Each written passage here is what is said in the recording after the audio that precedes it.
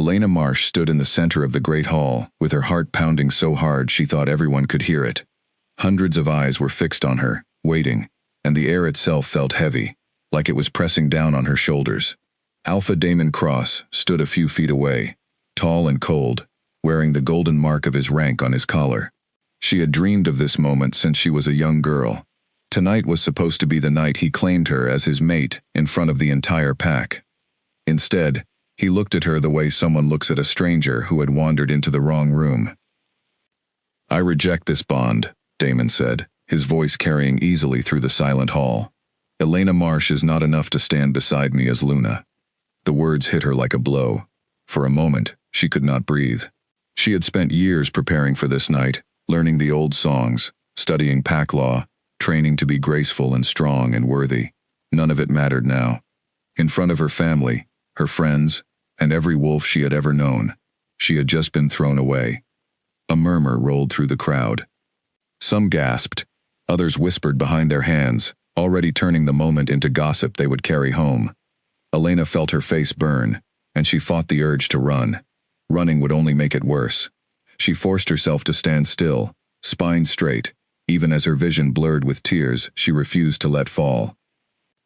Her younger sister, Lily, tried to push through the crowd toward her, but their mother caught her arm and held her back. Elena caught the look on her mother's face, not sympathy, but something closer to embarrassment. That look hurt almost as much as Damon's rejection.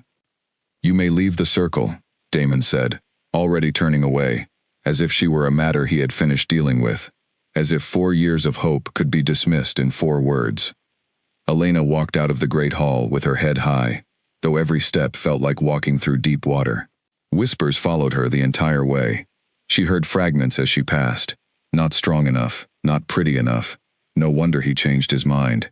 Each word cut a little deeper, but she kept walking, until the cold night air hit her face, and the doors closed behind her, shutting out the noise. She did not cry until she reached the edge of the training field, far from the great hall, where the moonlight fell over the empty grass, and no one could see her. Only then did she let herself sink to her knees, wrapping her arms around herself as the tears finally came. The mate bond she had believed in her whole life was gone, severed in front of everyone who mattered to her. She was now a rejected wolf, and in her pack, that word followed a person for the rest of their life. By morning, the entire territory knew what had happened. Elena could feel it in the way people looked at her when she walked through the village, quick glances followed by whispers, some pitying, some cruel. She had never realized how loud silence could be, until she felt it pressing on her from every direction. Her father, a respected tracker in the pack, avoided her eyes over breakfast. Her mother spoke only about practical things, when Elena should move out of the family house, how she needed to find useful work, how rejected wolves were expected to earn their place quietly, instead of drawing attention. There was no comfort offered, only quiet, careful distance, as if her humiliation might spread to them like a sickness. Only Lily remained close, sneaking into Elena's room that night with a stolen plate of bread and cheese, as though Elena were being punished and needed smuggled food. In a way, she was being punished, not for anything she had done, but for something Damon Cross had decided about her, in a moment she still did not understand. "He's a fool," Lily whispered, sitting cross-legged on the bed. "Everyone says so, they just won't say it to your face." Elena managed a small, tired smile. "It doesn't matter what they say behind my back. It only matters what happened in front of everyone." Within days, Elena's place in pack life had changed completely. She was moved out of the trainee healers program she loved, the one that had once marked her as promising, and reassigned to the lowest-ranked healing house on the edge of the territory, a place mostly used for minor injuries among workers and the very old. It was quiet, unglamorous work, and everyone understood the reassignment for what it was, a way of pushing a rejected wolf out of sight. She did not fight it. Fighting would only give the whispers more to talk about. Instead, she threw herself into the work, tending wounds, mixing remedies, learning every plant and herb the older healer, a soft-spoken woman named Grace, was willing to teach her. It was the only place where people did not look at her with pity or scorn. The patients who came through the healing house cared only that her hands were steady and her care was real. Weeks passed. Elena built a small, careful life around her work. She stopped attending pack gatherings, stopped walking near the Great Hall, stopped listening when people spoke about Damon Cross and the new alliances he was forming with neighboring packs. She told herself it no longer concerned her. She told herself she had accepted her new place in the world. But at night, alone in the small room she now rented above the healing house, she still felt the ache of that rejection, sharp and constant, like a wound that refused to heal. She had lost more than a mate that night. She had lost her sense of belonging, her place among people who were supposed to be her family. She wondered, sometimes, if she would ever feel like she belonged anywhere again. Grace noticed the way Elena carried herself, careful and closed off, and one evening, while they cleaned the healing house after a long day, she spoke gently. "You cannot let one man's foolishness decide your worth," Grace said, not looking up from the herbs she was sorting. "I have seen many rejected wolves in my years. The strongest ones are the ones who refuse to shrink." Elena did not answer right away. She thought about those words long after Grace had gone home for the night, sitting alone in the healing house, with only the sound of wind against the windows for company. She wanted to believe them. She wanted to believe that somewhere ahead of her, there was a life that did not revolve around the worst night of her life. She had no way of knowing that everything was about to change again, and far sooner than she expected. Far to the north, past territories most wolves in her pack had never even heard named, a different kind of storm was already moving. Old bloodlines were stirring.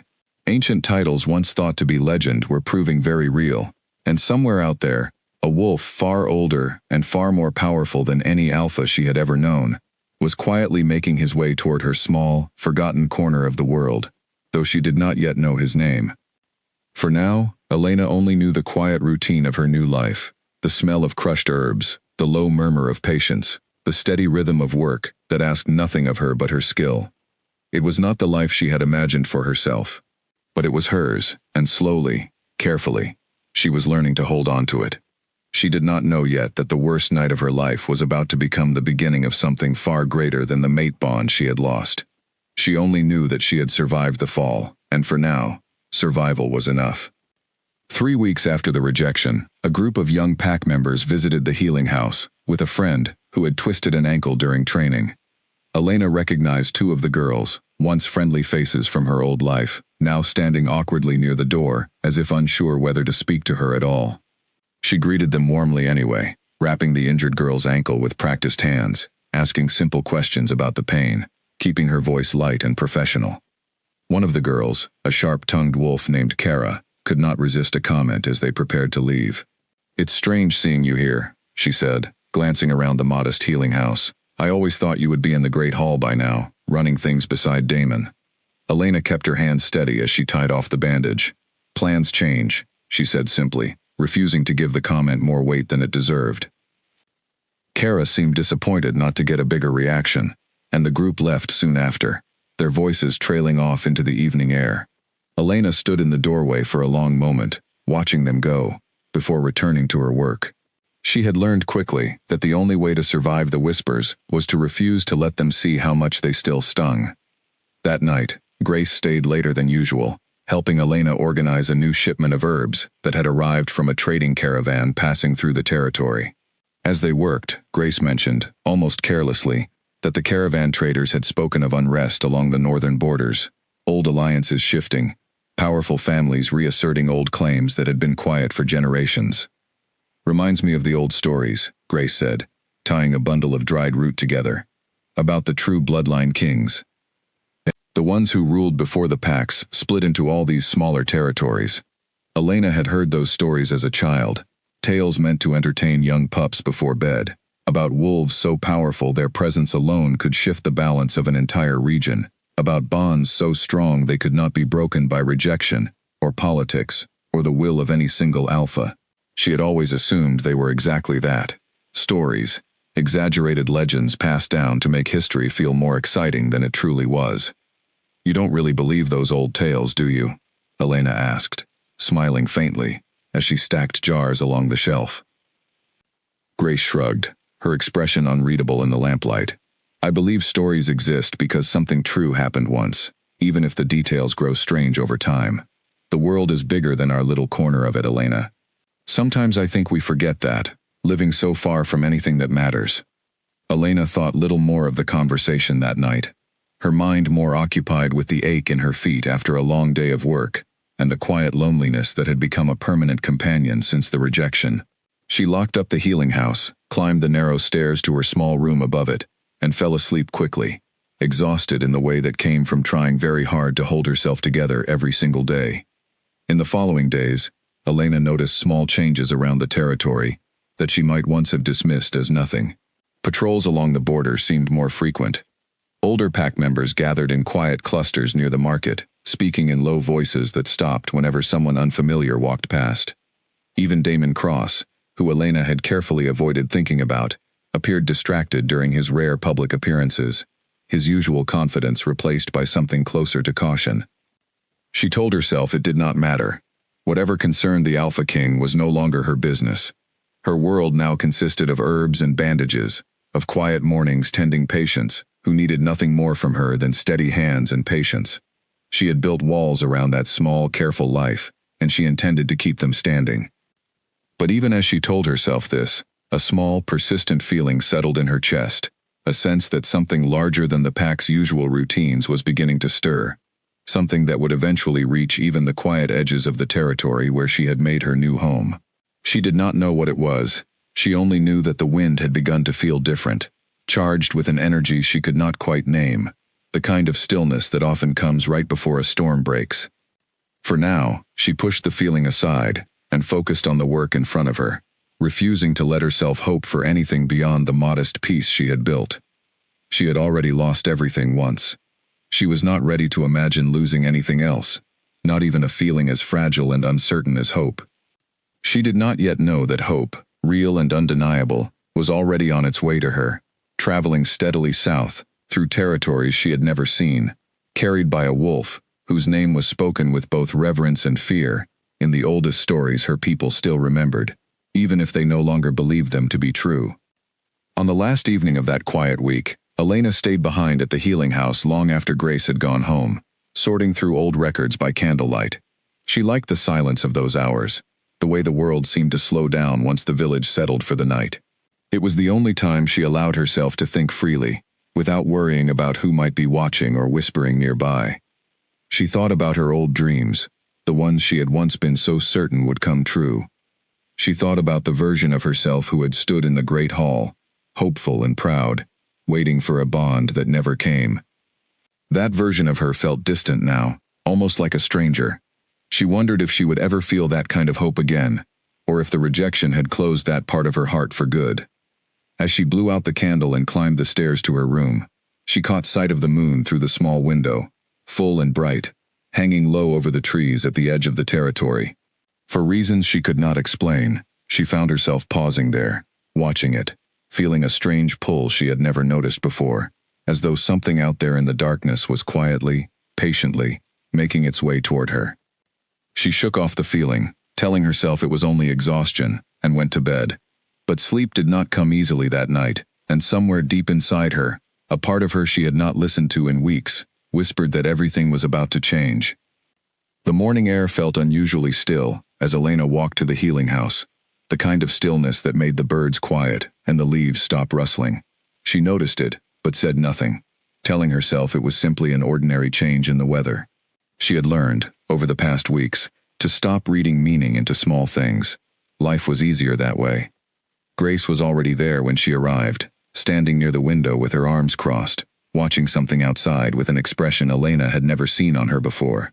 Grace was usually calm, unshakable, even during the worst emergencies.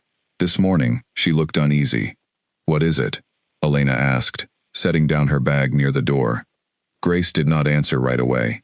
She simply nodded toward the window. Elena stepped closer and looked out, and what she saw made her breath catch in her throat. A group of pack warriors stood at the edge of the training field, weapons lowered, forming a loose half-circle around something Elena could not quite make out through the morning mist.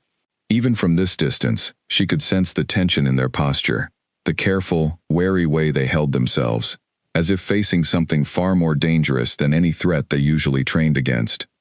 "Border Patrol found someone injured near the eastern ridge," Grace said quietly. "They're bringing him here." Elena frowned. "Why here?" The main healing hall in the village center handles serious injuries. Because he refused to go anywhere else, Grace said, her voice low. He said he would only allow treatment from the healer at the edge of the territory. Word travels fast, apparently, even about a healing house as small as ours. Before Elena could ask anything else, the door opened, and the warriors entered, half carrying, half guiding a tall figure between them. Elena's first instinct was simple concern, the automatic response of a healer seeing an injured patient. But as the figure straightened, shrugging off the support of the warriors around him despite an injury that should have made that impossible, something in her chest tightened in a way she did not understand. He was tall, taller than any wolf she had ever treated, with broad shoulders, and an unshaken calm despite the blood soaking through the side of his shirt. His dark hair was damp with sweat, his jaw tense with pain he refused to show clearly. But it was his eyes that caught her attention first, a deep, striking gray that seemed to hold far more weight and history than any young wolf should carry. "Bring him to the table," Elena said, falling immediately into the rhythm of her training, pushing aside the strange tightness in her chest to focus on the task in front of her. The warriors helped him onto the wooden table near the window, and Elena moved quickly, gathering clean cloth and the herbs she would need to clean and treat the wound. As she approached him, he watched her with an intensity that made her pause for half a second before she caught herself and continued forward. There was nothing threatening in his gaze, only a strange, focused attention, as though he were studying her the way someone studies something precious after searching for it a very long time. "This will sting," she warned him gently, as she began cleaning the wound along his ribs, a deep gash that looked like it had come from claws, far larger than any wolf's she had treated before. "I have had worse," he said simply, his voice low and steady, carrying an accent she could not quite place, something older, somehow, than the dialect spoken in her territory. She worked carefully, cleaning the wound, applying the herbal paste Grace had taught her to use for deep cuts, wrapping it with practiced efficiency. Throughout the process, he barely reacted to the pain, watching her hands move with an attention that made her increasingly aware of how close they were sitting, though she told herself firmly that it meant nothing. "What is your name?" he asked quietly, once the wound was cleaned and dressed. "Elena," she answered, focusing on tying off the bandage rather than meeting his eyes. "Elena Marsh." Something shifted in his expression at the sound of her name, subtle but unmistakable, like a piece of a puzzle finally settling into place. Elena noticed it but could not begin to guess what it meant. "And yours?" she asked, glancing up briefly. He paused for a moment, as though considering how much to share. "Kieran," he said finally. "Kieran Voss." The name meant nothing to Elena at the time, though she would later realize that every warrior standing near the door had gone very still at the sound of it, exchanging glances that carried far more meaning than she understood in that moment. Grace, who had been quietly observing from across the room, stepped forward, her expression carefully neutral despite what Elena could sense was surprise beneath the surface. "You will need to rest for a few days," Grace said to Kieran. "That wound is deep, even if you are trying very hard not to show it."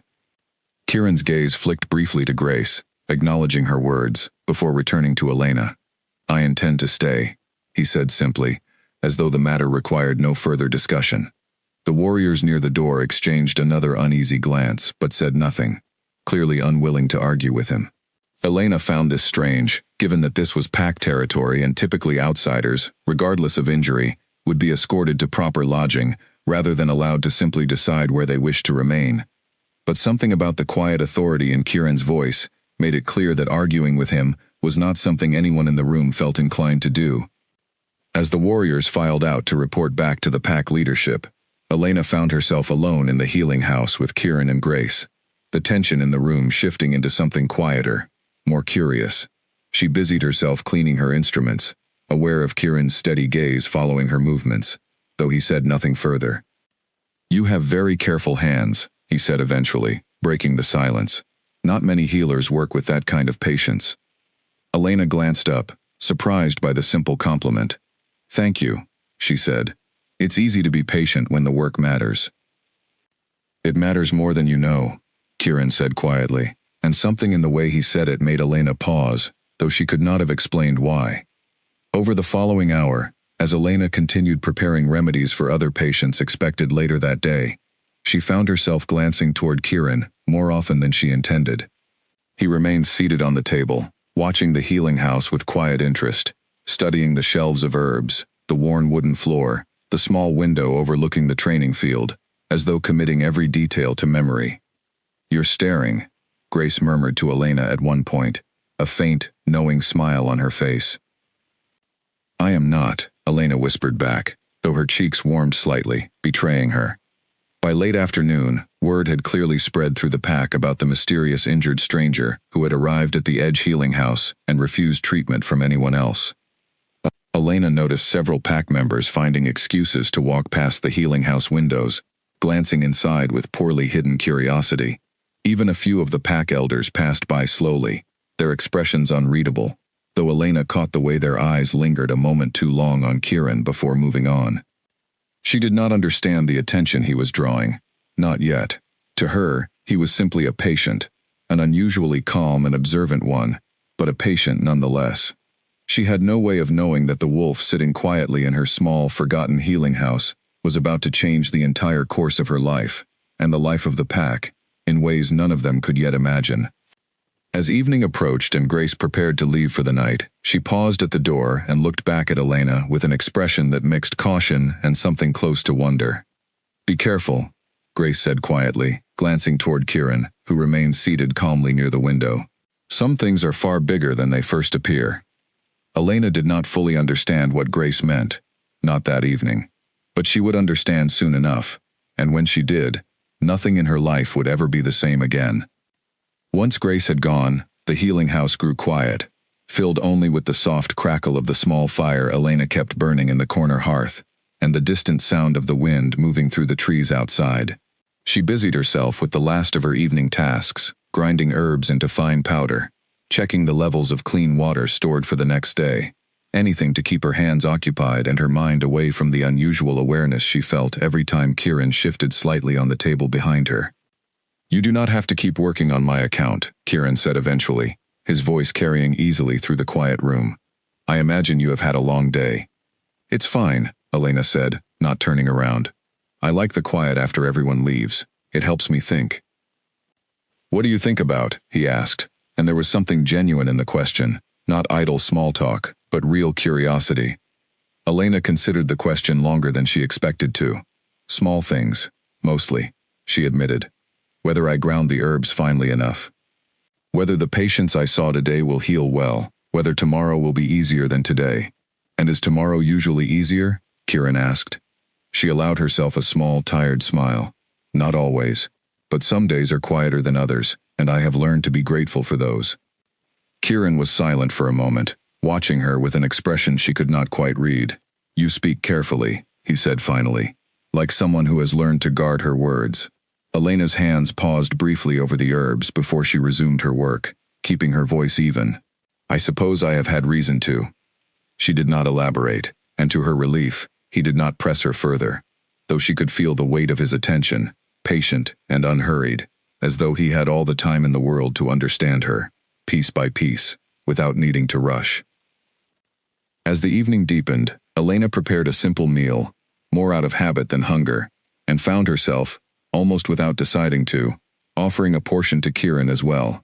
He accepted with quiet gratitude, and the two of them ate in comfortable silence, broken only occasionally by small, easy conversation, about the herbs she used, about the strange quiet of the territory that week, about nothing important at all, and yet Elena found herself more at ease than she had felt in weeks. It was strange, she thought, how quickly the tension of the day had settled into something calmer, almost peaceful, sitting across from a stranger, whose name still meant nothing to her, but whose presence felt oddly steady, oddly safe, in a way she had not expected. Later that night, after helping him settle into the small cot Grace kept in the healing house for patients who needed to stay overnight, Elena climbed the stairs to her own room, more aware than usual of the quiet stillness of the building beneath her, knowing that for the first time in weeks, she was not entirely alone in it. She lay awake longer than usual, staring at the ceiling, turning the events of the day over in her mind. There was something about Kieran she could not quite place, an unshakable calm mixed with something powerful just beneath the surface, something she sensed rather than understood. She told herself it did not matter. He was a patient, nothing more. Someone who would heal and move on, and her life would return to its familiar, careful rhythm soon enough. But even as she told herself this, she found herself listening to the quiet sounds of the healing house below her, aware, in a way she could not fully explain, of exactly where he was resting one floor beneath her, as though some invisible thread had settled quietly into place between them, waiting to be noticed. She did not know that similar thoughts were keeping Kieran awake as well, lying on the narrow cot in the darkened healing house, staring at the low ceiling above him, feeling a certainty settle into his chest that he had not expected to find so far from home, in a small, forgotten corner of a territory he had only entered by chance, while tracking the source of the unrest spreading slowly across the northern lands. He had felt it the moment the warriors carried him through the door, faint at first, then undeniable, a pull he recognized instantly despite never having experienced it himself before that day. He had heard the old stories his entire life, passed down through generations of his bloodline, about the bond that could not be denied, could not be broken, could not be dismissed by pack politics or rejection or distance. He had never expected to feel it so suddenly, so completely, the moment a healer with careful hands and tired eyes had leaned over him to clean a wound he barely felt anymore. He did not yet know the full story of what had happened to her, the rejection she carried quietly beneath her careful composure, but he intended to learn it, and he intended, more than anything, to make certain she never felt discarded again. Outside, the moon climbed higher over the healing house, casting pale light across the quiet training field where warriors had stood wary and uncertain only hours before. Somewhere beyond the borders of the territory, word of the mysterious wolf who had appeared injured and refused treatment from anyone but a rejected healer was already beginning to spread, carried by warriors eager to share the strange, unsettling encounter with anyone who would listen. It would not be long before that word reached the Great Hall, and the ears of the Alpha King who had once stood before the entire pack and called Elena Marsh not enough. By the second day, Kieran's wound had already begun healing, at a pace that startled Elena. She had treated many injuries in her time at the healing house, but nothing that closed this quickly, the torn skin knitting together in hours rather than days. She said nothing about it at first, telling herself that perhaps he simply came from strong bloodlines, though a small, persistent voice in the back of her mind suggested there was more to it than that. She changed his bandage that morning in careful silence, aware of his steady gaze following her hands the entire time.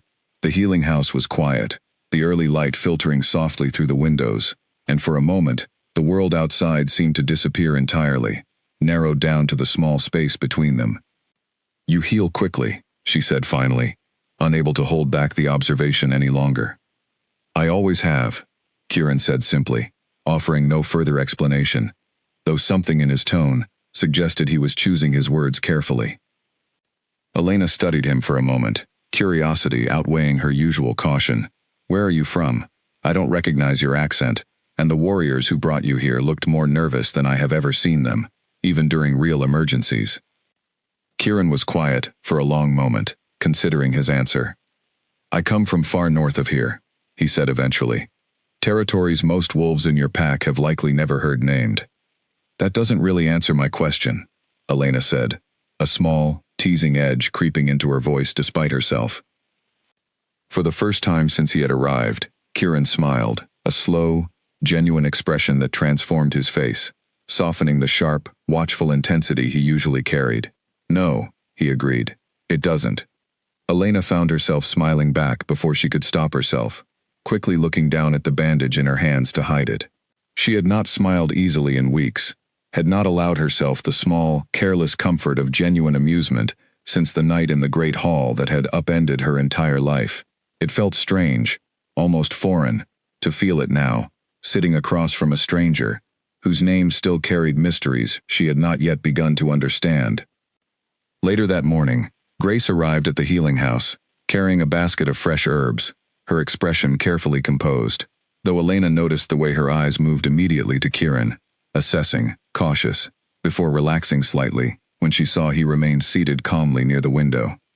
"The pack elders are asking questions," Grace said quietly to Elena, once Kieran had stepped outside briefly to test his healing wound against the morning air. "About our guest."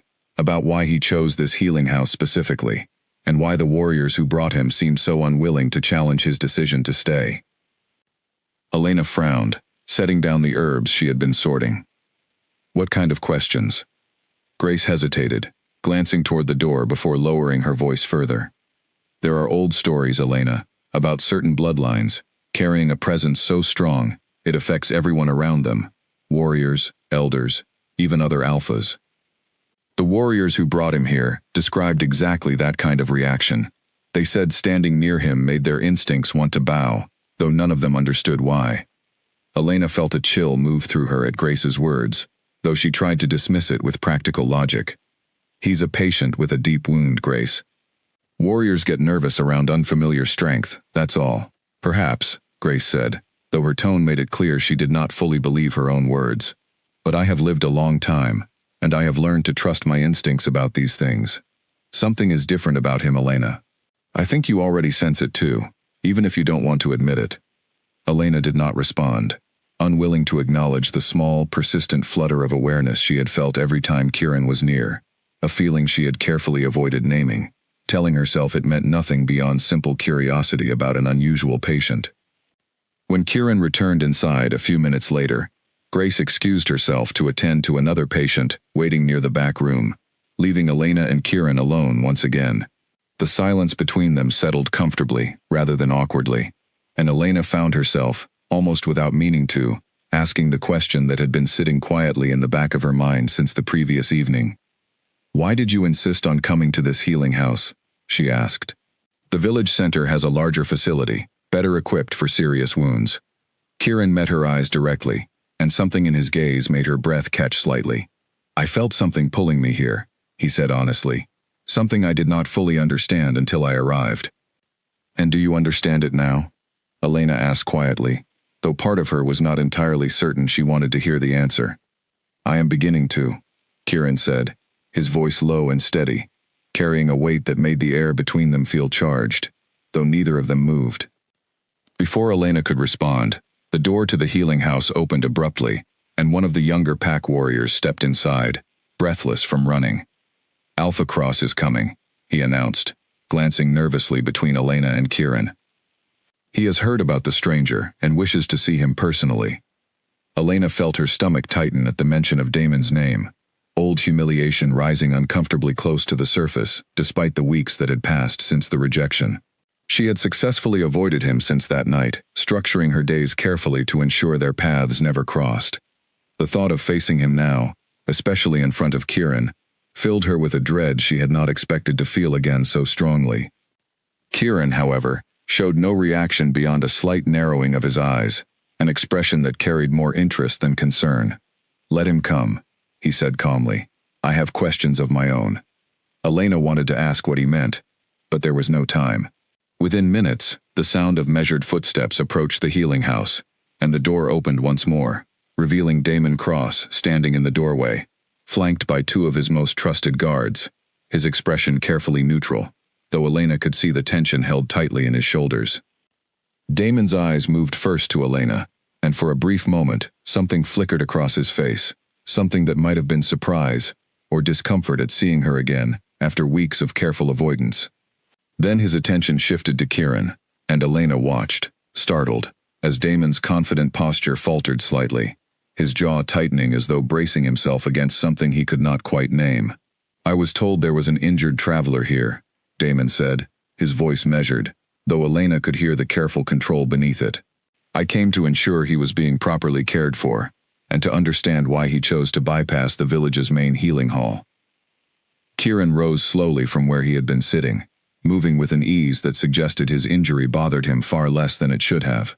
He was not as broad as Damon, but there was something in the way he carried himself, unhurried, utterly certain, that made the room feel smaller, the air heavier, the moment Damon's eyes met his directly. I chose this healing house, Kieran said calmly, because it was where I needed to be. Something passed between the two men, unspoken but unmistakable, a tension that filled the small healing house with a pressure Elena could almost feel against her skin. Damon's guards shifted uneasily near the door, exchanging glances, clearly sensing the same charged atmosphere that had unsettled the warriors, who first brought Kieran to the healing house. "And who exactly are you?" Damon asked, his tone carefully even, though Elena could hear the underlying wariness beneath his words. Kieran held Damon's gaze steadily, and when he spoke, his voice carried a quiet authority that filled the entire room. "My name is Kieran Voss," he said simply. The reaction was immediate and unmistakable. Damon's guards straightened sharply, and Damon himself went very still, the color draining slightly from his face as he processed the name. Elena watched the exchange, confused by the reaction, unaware that the name Kieran Voss carried a weight in this world far greater than she could possibly imagine, a weight that was about to reshape everything she thought she understood about her life, her pack, and the rejection that had once felt like the end of everything. Damon's mouth opened slightly, as though he wanted to speak, but for the first time since Elena had known him, he seemed unable to find the words. The silence stretched long enough that Elena found herself glancing between the two men, trying to understand the invisible weight that had settled over the room. Damon recovered his composure after a moment, though his voice, when he finally spoke, lacked its usual commanding edge. "The Wolf King," Damon said quietly, almost to himself, as though testing the words aloud to see if they made the situation feel more real. "I did not believe the old bloodline still existed." "Few do," Kieran said evenly. "It has suited my family to remain unseen for a long time, but certain matters can no longer wait quietly in the shadows." Elena watched the exchange, still piecing together fragments of understanding. She had heard the term Wolf King mentioned in old stories as a child, always framed as legend, a title belonging to a bloodline so ancient it predated the formation of the smaller territorial packs that now governed most of the wolf world. She had never imagined the title carried any real, living weight, let alone that its bearer was standing in her small healing house, having spent the last 2 days speaking with her about herbs and quiet evenings, as though he were simply an ordinary traveler. Damon's guards remained tense near the door, clearly uncertain how to behave in the presence of a figure whose authority, if the old stories held any truth, superseded even that of an alpha king within his own territory. Damon himself seemed to be recalculating everything he thought he understood about the situation, his earlier confidence replaced by a careful, measured caution. "What business brings the Wolf King to my territory?" Damon asked, choosing his words with visible care. Kieran's gaze flicked briefly toward Elena before returning to Damon, and something in that brief glance made Elena's pulse quicken, though she could not have explained exactly why. "Unrest along the northern borders," Kieran said. "Old rivalries stirring in ways that threaten to spread further south if left unaddressed. I have been tracking the source for weeks." It was, Elena realized, only part of the truth, though she could not have said how she knew that. There was something else Kieran was choosing not to share yet, something that hovered just beneath his measured words, and she found herself wondering what exactly he was leaving unsaid. Damon nodded slowly, seeming to accept the explanation, though the tension in his shoulders did not fully ease. "You are welcome to remain in my territory as long as necessary," he said, his tone carefully diplomatic now, stripped of the earlier suspicion. "My healers at the main hall would be honored to assist with your recovery, should you wish for more experienced care." "I am already receiving excellent care," Kieran said simply, and Elena felt her cheeks warm slightly at the words, though she kept her expression carefully neutral, unwilling to give Damon any further reason to look at her directly. Damon's eyes did move to her then, briefly, an unreadable expression crossing his face before he looked away again. Elena could not tell what he was thinking, and she found, to her own quiet surprise, that she no longer cared as much as she once might have. The old ache of his rejection still lived somewhere inside her, but standing here now, in the charged silence following Kieran's revelation, it felt strangely distant, overshadowed by something new and uncertain unfolding in its place. "Then I will leave you to your recovery," Damon said finally, inclining his head slightly toward Kieran, a gesture of respect Elena had never once seen him offer to anyone during her years in the pack. He turned to leave, his guards falling into step behind him, though at the door, he paused and glanced back, his eyes finding Elena's for a brief, unreadable moment before he stepped outside without another word. The healing house fell quiet once the door closed behind them, the tension in the room slowly beginning to ease, though Elena's mind remained full of questions she did not know how to voice. She turned to Kieran, studying him with new eyes, aware suddenly of just how little she truly understood about the wolf who had walked into her small healing house 2 days earlier. "You could have told me," she said quietly, though there was no real accusation in her voice, only genuine confusion. "I know," Kieran said, his expression softening slightly. "I did not want the truth of my title to change the way you treated me. Not before I understood what I was feeling, and not before I understood what had happened to you." Elena's breath caught at the implication behind his words, though she was not yet ready to ask what exactly he meant by them. Instead, she busied herself gathering the last of the evening's supplies, her mind racing quietly beneath her calm exterior, aware that whatever had just happened in her small, forgotten healing house was only the beginning of something far larger than she had ever imagined possible for her quiet, careful life. Outside, the sun began to set over the training field, casting long shadows across the grass, where warriors had once stood wary and uncertain around an injured stranger.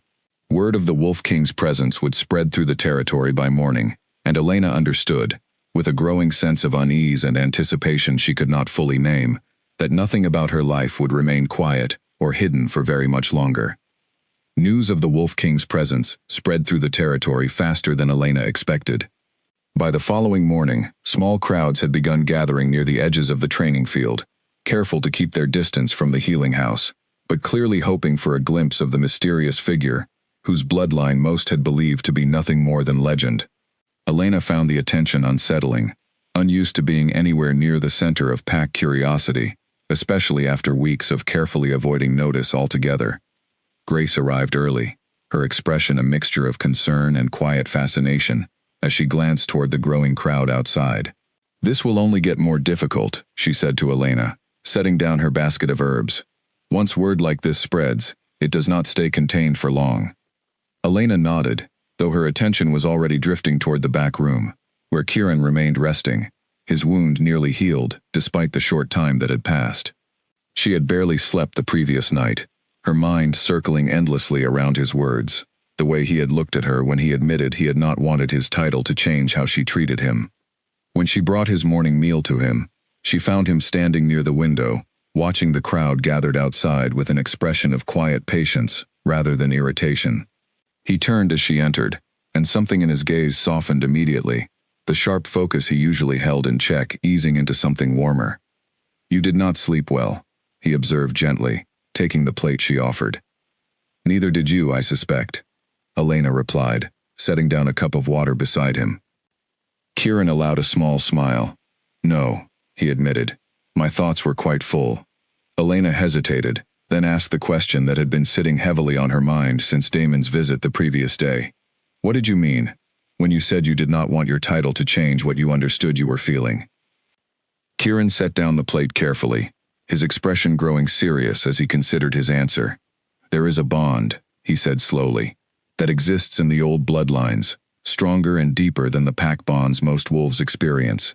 It cannot be forced, and it cannot be denied once it settles into place. I felt it the moment I was carried through the door of this healing house, though I did not fully understand it until I had spent more time near you." Elena's heart began to pound, though she was not entirely certain if it was from fear or something else entirely. "Are you saying," she began carefully, "that you believe we are mates?"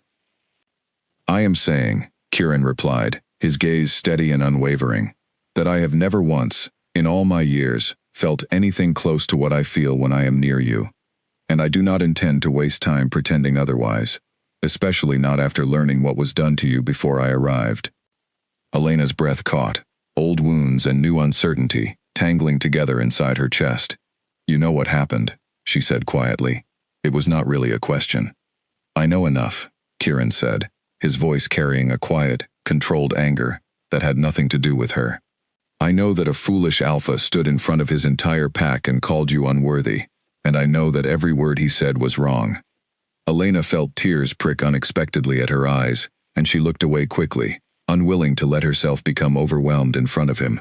"You don't have to say that, just because you feel something strange happening between us," she said, her voice quieter than she intended. "I am not saying it because of anything strange between us," Kieran said firmly, stepping closer, though he stopped a respectful distance away, giving her space.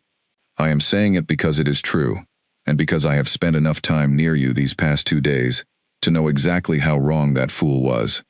Before Elena could respond, the door to the healing house opened without warning, and Grace's voice called out urgently from the front room. "Elena, you should come see this." Elena hurried out, Kieran following close behind despite his injury, and found Grace, standing near the window, staring out at the crowd, that had grown considerably larger, now spreading well beyond the training field, into the main path leading toward the healing house. At the front of the crowd stood several pack elders, their expressions serious, alongside a handful of warriors Elena recognized as belonging to Damon's personal guard. "They're here for him," Grace said quietly, glancing toward Kieran. Kieran's expression grew calm and steady, though Elena could sense a shift in the air around him, a subtle intensity gathering just beneath the surface. "Then let us not keep them waiting," he said, moving toward the door. Elena followed him outside, uncertain what was about to happen, but unwilling to let him face the gathered crowd alone.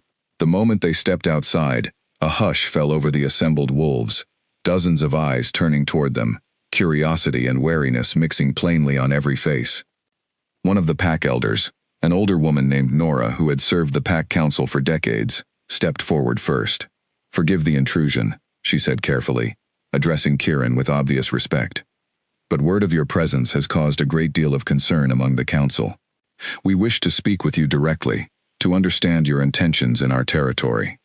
"My intentions are simple," Kieran said, his voice carrying easily across the gathered crowd, calm but unmistakably firm. "I came here tracking unrest along the northern borders. I did not expect to find anything else of significance in this territory." He paused, and Elena felt the weight of his gaze shift toward her, though she kept her eyes fixed on the crowd, uncertain what he intended to say next. "But I have found something I did not expect," Kieran continued, his voice steady, carrying none of the hesitation Elena might have expected, given the enormity of what he was about to declare in front of an entire gathered crowd. "A bond I did not anticipate, and one I do not intend to walk away from." A murmur rippled through the crowd, confusion and curiosity mixing together, as wolves exchanged uncertain glances. Elena felt her heart pounding so loudly, she was certain everyone nearby could hear it, uncertain what was happening, uncertain what Kieran intended to do next. Kieran turned to face her fully then, ignoring the crowd entirely, his gray eyes holding hers with an intensity that made the world around them seem to fall away. He reached out slowly, giving her every opportunity to step back if she wished, and gently took her hand in his. "Elena Marsh," he said, his voice quieter now, meant for her alone, though it carried easily enough for the gathered crowd to hear every word. "I do not care what title was placed upon you weeks ago, by a wolf who did not understand what he was rejecting. I know what I feel, and I have never been more certain of anything in my life." Elena's breath caught, her heart hammering as she searched his eyes, uncertain what he was about to say, though some deep, instinctive part of her already knew. "Mine," Kieran said simply, the single word carrying a weight and certainty that seemed to shake the very ground beneath them. The reaction was immediate and unmistakable. The air around them seemed to pulse with sudden pressure, and several of the gathered wolves visibly staggered, instinct pulling their heads down in unconscious deference to a presence that had just made itself unmistakably, powerfully clear. Elena felt something shift inside her own chest as well, a warmth spreading through her that had nothing to do with fear, something that felt, for the first time in weeks, remarkably, undeniably like hope. Nora, the elder who had first stepped forward, stared at the two of them with wide, stunned eyes, clearly recognizing the significance of what she had just witnessed. Behind her, the crowd fell into stunned silence, every wolf present understanding, in that single charged moment, that everything about their territory, their pack, and Elena Marsh's place within it had just changed forever. For a long moment, no one in the crowd moved or spoke, the weight of what had just happened settling slowly over the gathered wolves like a heavy fog. Elena stood frozen as well, her hand still held gently in Kieran's, her mind struggling to catch up with the sudden, overwhelming shift in her circumstances. Only days ago, she had been a rejected wolf, quietly rebuilding a small, careful life at the edges of pack society. Now she stood in front of nearly the entire territory, publicly claimed by a wolf whose bloodline commanded more authority than any alpha king she had ever known. Nora recovered first, stepping forward with careful, measured steps, her expression a mixture of awe and lingering disbelief. "My lord," she said, addressing Kieran with a formal bow that Elena had never once seen the elder offer to Daemon, even during his most significant public ceremonies. "We were not aware the bloodline still held such power in this generation." "Few outside my own territory are," Kieran said evenly, though his hand remained gently wrapped around Elena's, as though he had no intention of releasing it, now that he had claimed her in front of witnesses. "I did not come here seeking recognition. I came here following unrest, and I found something I was not prepared to walk away from." Nora's gaze shifted to Elena, softening slightly, though there was still a trace of stunned uncertainty in her expression. "Elena Marsh," she said slowly, as though testing the shift in status the words now carried. "It seems fortune has chosen a very different path for you than the one this pack expected." Elena did not know how to respond, her throat tight with emotions she could not fully untangle. Relief and disbelief, and a fragile, cautious hope, all tangled together beneath the surface. She managed only a small nod, unable to trust her voice in that moment. The crowd remained largely silent as Nora turned back to address them, her voice carrying clearly across the gathered wolves. "We will discuss the details of this development with the council," she said. "For now, I ask that everyone show the respect due to the Wolf King and to Elena Marsh, whose place within this pack has just changed significantly." Slowly, the crowd began to disperse, though not without lingering glances and hushed, urgent whispers passing between small clusters of wolves as they made their way back toward the village center. Elena caught fragments of conversation as they left, disbelief mostly, though here and there she heard something closer to quiet vindication. Wolves who had privately thought Daemon's rejection foolish, now watching the consequences of that decision unfold, in ways none of them could have predicted. Once the crowd had mostly cleared, Kieran gently guided Elena back toward the healing house, away from the remaining onlookers, giving her space to process everything that had just happened. Inside, Grace waited near the door, her expression caught somewhere between astonishment and quiet satisfaction. "Well," Grace said, breaking the tense silence with a small, knowing smile, "it seems the old stories were true after all." Elena let out a breath she had not realized she was holding, sinking onto one of the wooden chairs near the hearth, her legs suddenly unsteady beneath her. Kieran remained close, kneeling beside her chair, his earlier confidence softened now into something gentler, more careful.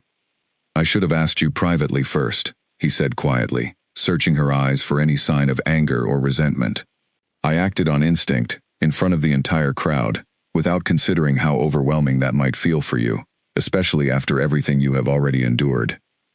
Elena studied him for a long moment, the earlier fear and confusion slowly settling into something calmer, steadier. "You didn't force anything on me," she said finally. "You simply told the truth, in front of everyone, without hesitation or shame. Do you understand how different that feels, after what happened to me the last time I stood in front of a crowd like that?" Kieran's expression softened further, understanding passing quietly between them, without need for further explanation. "I understand," he said gently. "And I meant every word. Elena, this is not about undoing what happened to you. It is about making certain nothing like that ever happens to you again."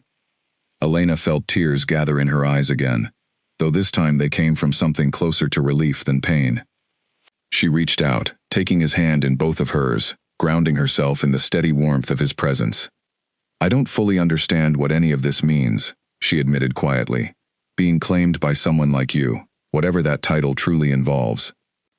But I do know that these past 2 days have felt more honest than anything I experienced in the years I spent hoping for a bond that never came. Then we will learn what it means together," Kieran said simply, and there was a quiet certainty in his voice that settled something deep and unsteady within Elena's chest.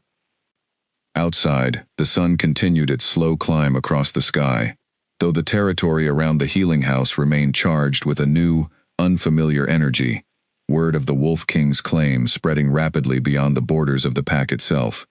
Elena did not yet know how far that news would travel, or how quickly it would reach the ears of those who remembered old rivalries and older grievances tied to the very bloodline Kieran carried.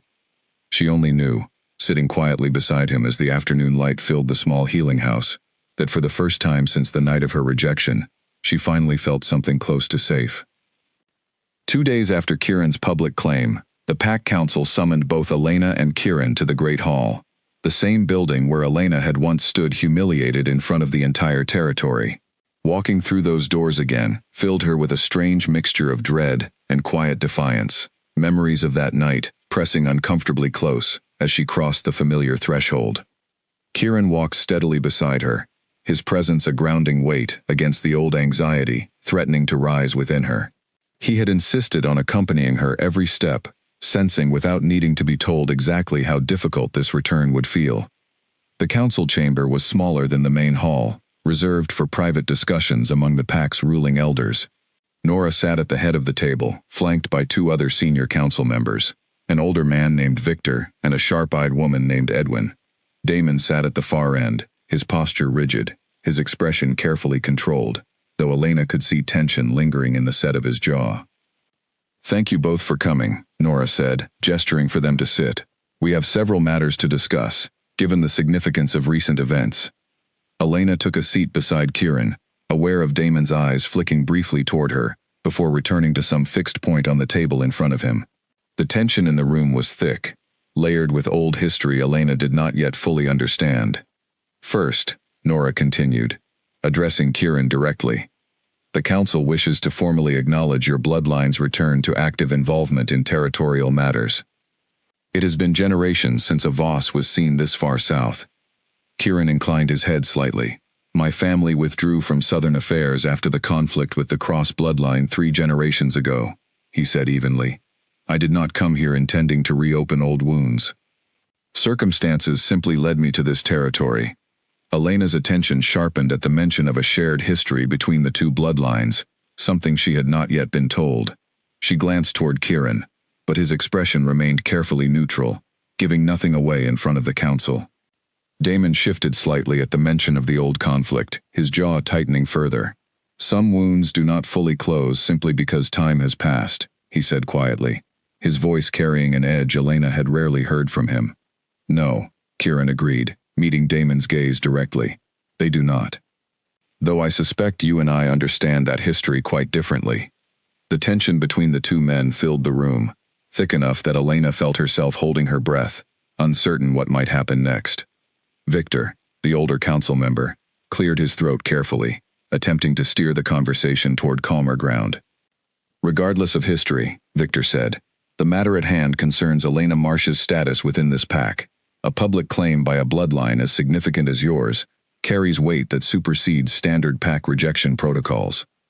However, formal procedure requires acknowledgement from the pack's current alpha before any change in status can be fully recognized." All eyes turned toward Damon, who remained silent for a long moment, his expression unreadable. Elena felt her pulse quicken, old uncertainty rising despite the steady warmth of Kieran's presence beside her. "I rejected Elena Marsh as my mate," Damon said finally, his voice carefully measured. "That decision remains unchanged. If the Wolf King wishes to claim her, pack law does not grant me authority to interfere with a bond of that magnitude." Elena felt a strange mixture of relief and lingering hurt at his words. The old wound of that public rejection still tender even now, even with everything that had changed since. She said nothing, keeping her expression carefully composed, unwilling to give Damon the satisfaction of seeing how deeply his words still affected her. "However," Damon continued, his eyes finally shifting to meet Kieran's directly, "pack law does grant me the right to formally challenge any outside claim made within my territory, should I believe the circumstances warrant it." The room fell silent, the weight of Damon's words settling heavily over everyone present. Nora's expression grew guarded, while Victor and Edwin exchanged uneasy glances. Elena's heart pounded as she turned to look at Kieran, uncertain what a formal challenge between an Alpha King and the Wolf King might actually mean. Kieran's expression remained calm, though Elena could sense a shift beneath his composed surface, something coiled and ready, just below his controlled exterior. "And do you believe the circumstances warrant such a challenge?" he asked evenly. Damon held his gaze for a long, tense moment before answering. "I believe," he said slowly, "that there are things about this situation you have not yet explained, and things this pack deserves to understand before any bond is formally recognized within our territory." Elena frowned, confusion mixing with growing unease. "What things?" she asked, unable to stay silent any longer. Damon's eyes shifted to her, and for the first time since the night of her rejection, she saw something close to genuine hesitation in his expression. Ask him, Damon said quietly, why his family truly withdrew from Southern Territories 3 generations ago. Ask him what role the Voss bloodline played in the war that nearly destroyed both our families. All eyes turned toward Kieran, whose expression had grown noticeably guarded, the calm certainty he had carried since arriving in the territory replaced by something more careful, more measured. Elena felt a cold uncertainty settle in her stomach, aware that whatever history existed between these 2 bloodlines was far more complicated than the simple explanation Kieran had offered moments earlier. That history is not as simple as Damon suggests, Kieran said finally, his voice steady despite the tension gathering in the room. But it is also not a conversation suited for this council chamber. Then perhaps, Damon said, rising slowly from his seat, it is a conversation suited for a formal challenge, where the truth tends to surface far more quickly than it does in careful, guarded words. Elena's breath caught, the implication of his words settling heavily over the room. A formal challenge, she understood instinctively, meant far more than a simple disagreement. It meant a fight, one that could determine not only her future, but the balance of power between 2 bloodlines, whose history clearly ran far deeper and far darker than either man had yet been willing to fully explain. Kieran rose as well, meeting Damon's challenge without hesitation, though Elena caught the brief flicker of concern in his eyes as he glanced toward her, a silent apology for the storm he had not fully prepared her to weather. If that is what you wish, Kieran said quietly, then I accept. The council chamber erupted into quiet, urgent conversation, Nora and Victor exchanging hushed words, while Edwin scribbled notes rapidly, formalizing the details of what had just been agreed upon. Elena sat frozen, her mind struggling to process the sudden, dangerous turn the discussion had taken. Moments ago she had believed the hardest part of this meeting was simply enduring the discomfort of Damon's presence. Now, she understood that something far larger, far more consequential, had just been set into motion. The challenge will take place in 3 days' time, Nora announced once the room had settled, her voice carrying the formal weight required to make the agreement official. Under the customs governing disputes of this magnitude, both parties will fight under the next full moon, witnessed by the Pack Council and any others who wish to attend. Damon nodded once, his expression unreadable, before turning and leaving the chamber without another word, his guards falling into step behind him. Elena watched him go, old memories and new uncertainty tangling together painfully in her chest. Once the council members had filed out as well, leaving Elena and Kieran alone in the quiet chamber, she finally turned to him, unable to hold back the questions pressing urgently against her thoughts. What did he mean? She asked, her voice tighter than she intended. About the war between your families? What actually happened 3 generations ago? Kieran exhaled slowly, running a hand through his hair, the calm authority he usually carried, replaced by something more tired, more human. Sit with me, he said quietly, gesturing toward the chairs they had just vacated. You deserve the full truth, especially now. Elena sat, her heart pounding as she waited for him to continue. 3 generations ago, Kieran began, my great-grandfather ruled a territory that bordered lands controlled by the Cross bloodline, Damon's ancestors. The 2 families had maintained an uneasy alliance for decades, bound together by trade agreements and shared defense against outside threats. That alliance began to unravel when my great-grandfather's brother fell in love with a daughter of the Cross bloodline, a bond the Cross elders refused to recognize, believing it would weaken their claim to disputed border territory. Elena listened carefully, beginning to understand the shape of the old wound Damon had referenced. The rejection of that bond, Kieran continued, his voice growing quieter, led to a conflict that lasted nearly a decade. A war fought not over territory alone, but over pride, betrayal, and the belief among the Cross bloodline that the Voss family had manipulated the bond to weaken their claim from the start. Many lives were lost on both sides before a fragile peace was finally reached, one that required my family to withdraw entirely from Southern Territories, relinquishing any future claim to land or influence in this region. And Damon believes you came here to reopen that conflict, Elena said slowly, piecing the implications together. I imagine he does, Kieran admitted, though nothing could be further from the truth. I did not know, when I first tracked the unrest along the northern borders, that it would lead me into territory once controlled by a family my own bloodline fought against generations ago, and I certainly did not expect to find you here." Elena studied him carefully, searching his expression for any trace of the manipulation Damon had implied. She found none, only the same steady, careful honesty she had come to recognize in him over the past several days. "Do you think he truly believes you manipulated this, somehow? That the bond between us is some kind of calculated move against his bloodline?" Kieran's jaw tightened slightly. "I think," he said carefully, "that Damon has spent his entire life carrying the weight of a conflict he did not create. Inherited resentment passed down through generations of careful, deliberate storytelling, designed to paint my family as villains. I do not believe he truly thinks I manipulated anything. I believe he is afraid, and fear often disguises itself as anger, far more easily than most people realize." Elena considered his words, an uncomfortable understanding beginning to settle over her. She thought of Damon's rejection all those weeks ago, the way he had dismissed her so completely in front of the entire pack. She had always assumed it stemmed from some flaw within herself, something lacking, that made her unworthy in his eyes. But now, hearing this history, she began to wonder if his rejection had never truly been about her at all. "Do you think," she asked slowly, almost afraid to voice the thought aloud, "that his rejection of me was connected to this history somehow? That it was never really about me being unworthy?" Kieran's expression softened, though something dark and protective flickered briefly beneath the surface. "I do not yet know the full answer to that," he admitted, "but I intend to find out, especially now that a formal challenge has been set." Elena felt a strange, unsettling clarity begin to take shape within her, the humiliation she had carried for weeks, slowly reshaping itself into something closer to confusion and quiet anger.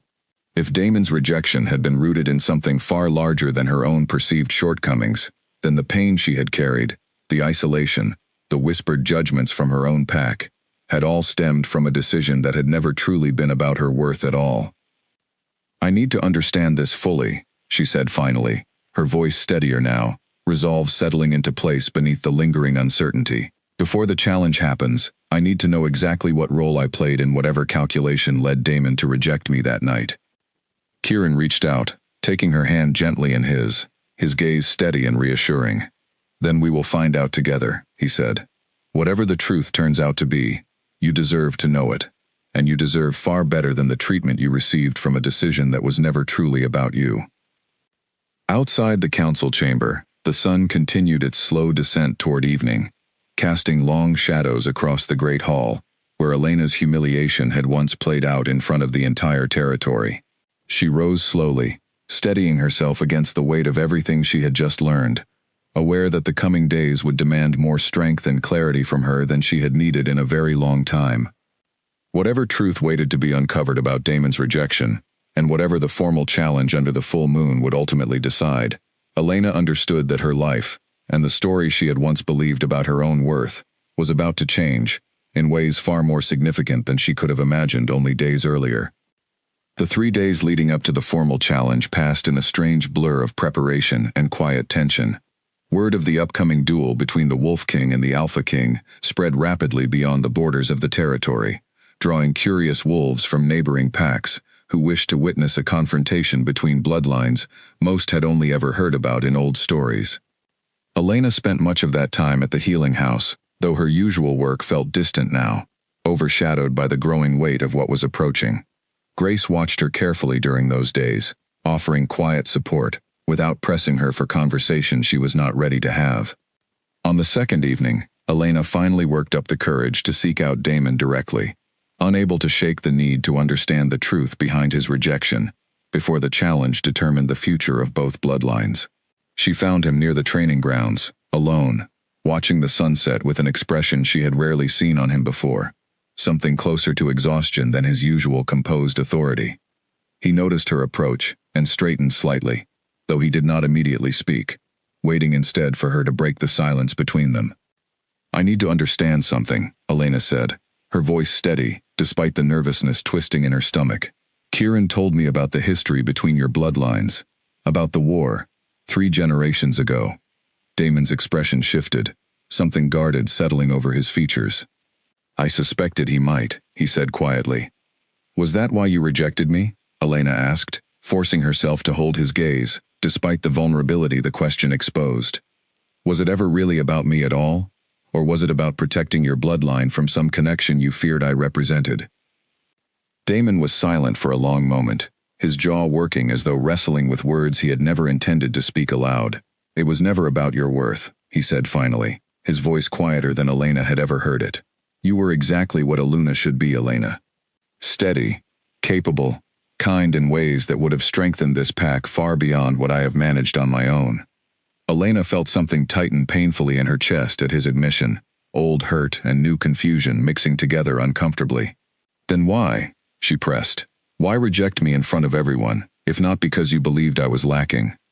Damon exhaled slowly, running a hand through his hair, the gesture achingly familiar from years of watching him carry the weight of leadership. Because weeks before the ceremony, he said, my father's old advisor discovered evidence suggesting your family's bloodline carried a distant connection to the Voss family, through a branch that fled south generations ago after the war ended. He believed, and convinced me to believe, that bonding with you might reawaken old claims to disputed territory that could destabilize the fragile peace between our lands.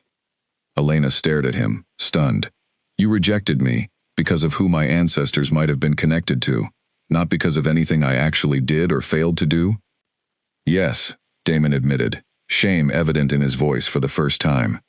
And I have regretted the decision every single day since, though pride kept me from ever admitting it publicly. I told myself I was protecting the pack. In truth, I was simply afraid of consequences that, looking back now, I do not fully understand or believe were ever truly justified. Elena felt a complicated wave of emotions crash through her, anger at the years of pain his decision had caused her, mixed uncomfortably with a strange, unwanted flicker of understanding. You destroyed my place in this pack, she said, her voice trembling slightly despite her efforts to remain composed. You let everyone believe I was unworthy, when the truth was, you were simply afraid of politics that had nothing to do with who I actually am.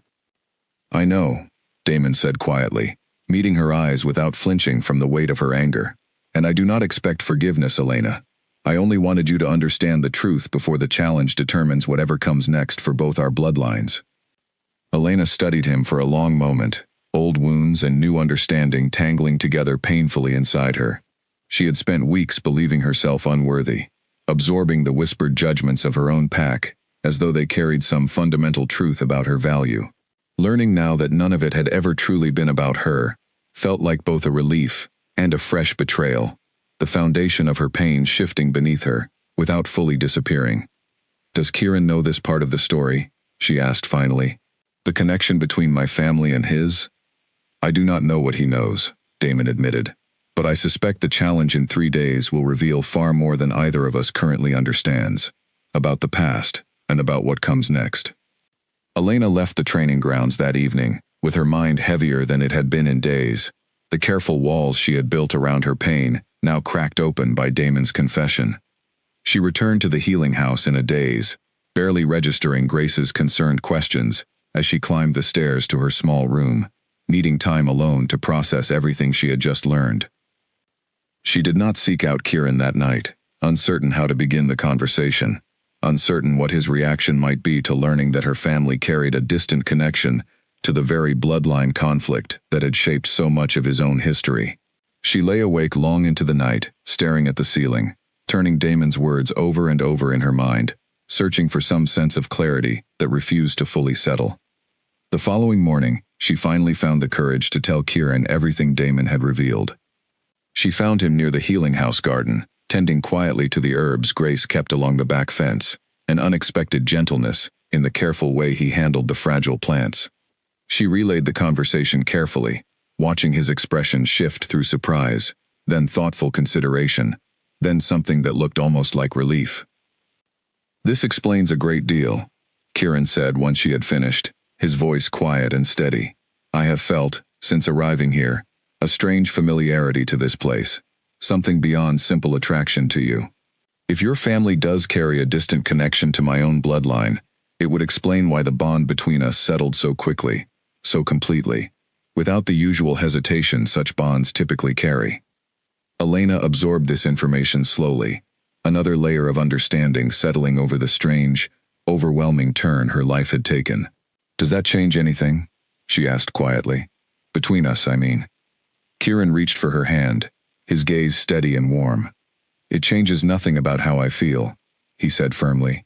"If anything, it makes the bond between us feel less like chance, and more like something that was always meant to happen, delayed only by circumstances neither of us controlled."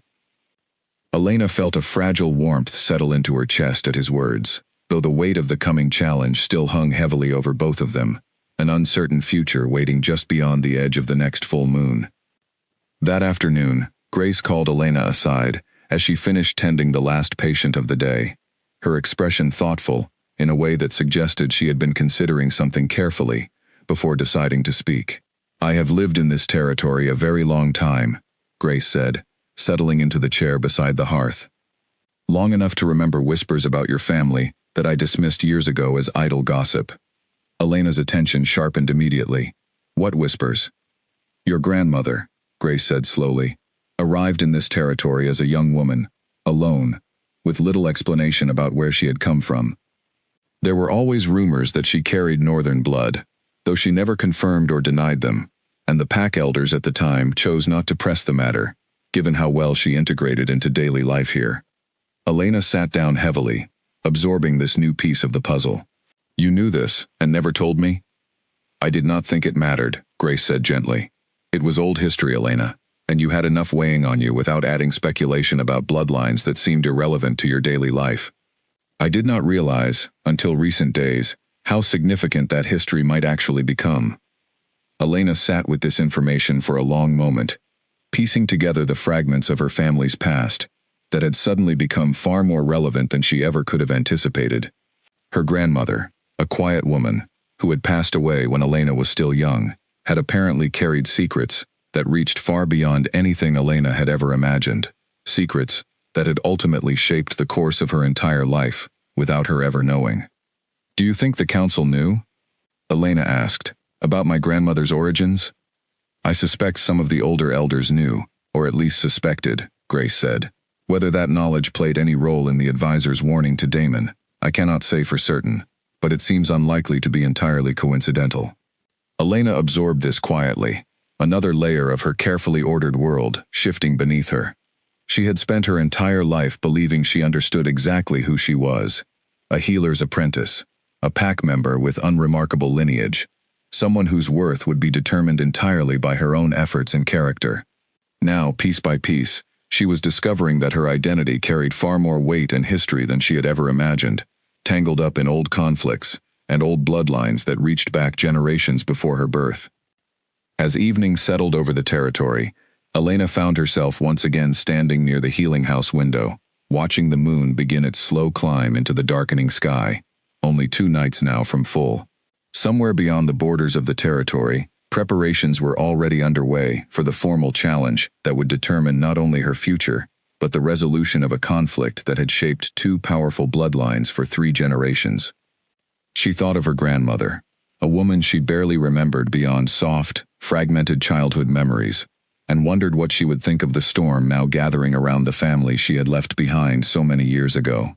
She thought of Damon, carrying guilt and old fear that had cost her months of pain, and of Kieran, whose steady presence had become, in the span of just a few short days, the one constant she could not imagine her life without anymore.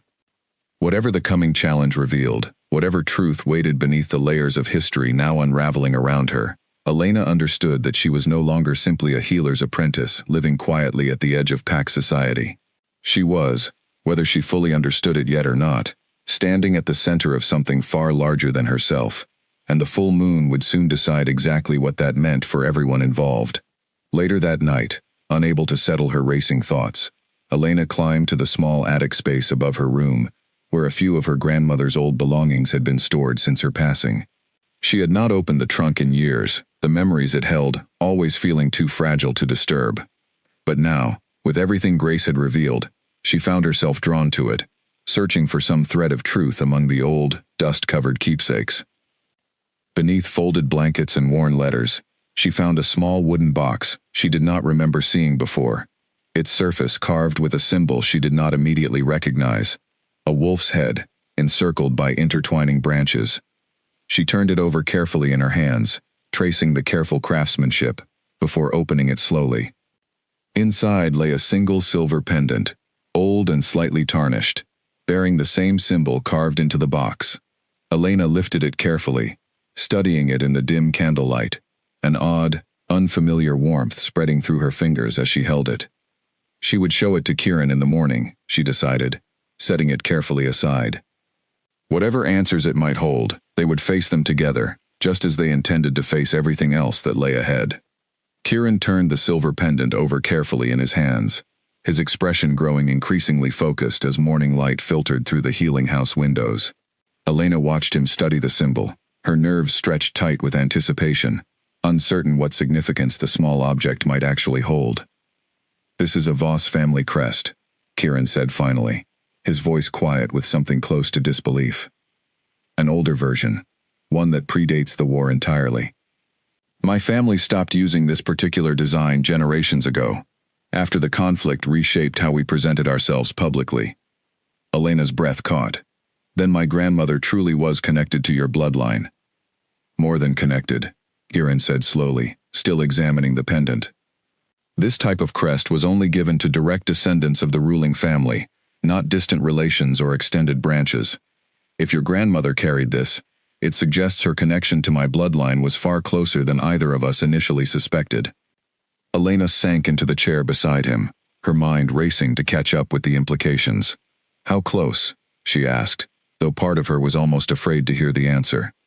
Kieran was quiet for a long moment, calculating something carefully in his mind.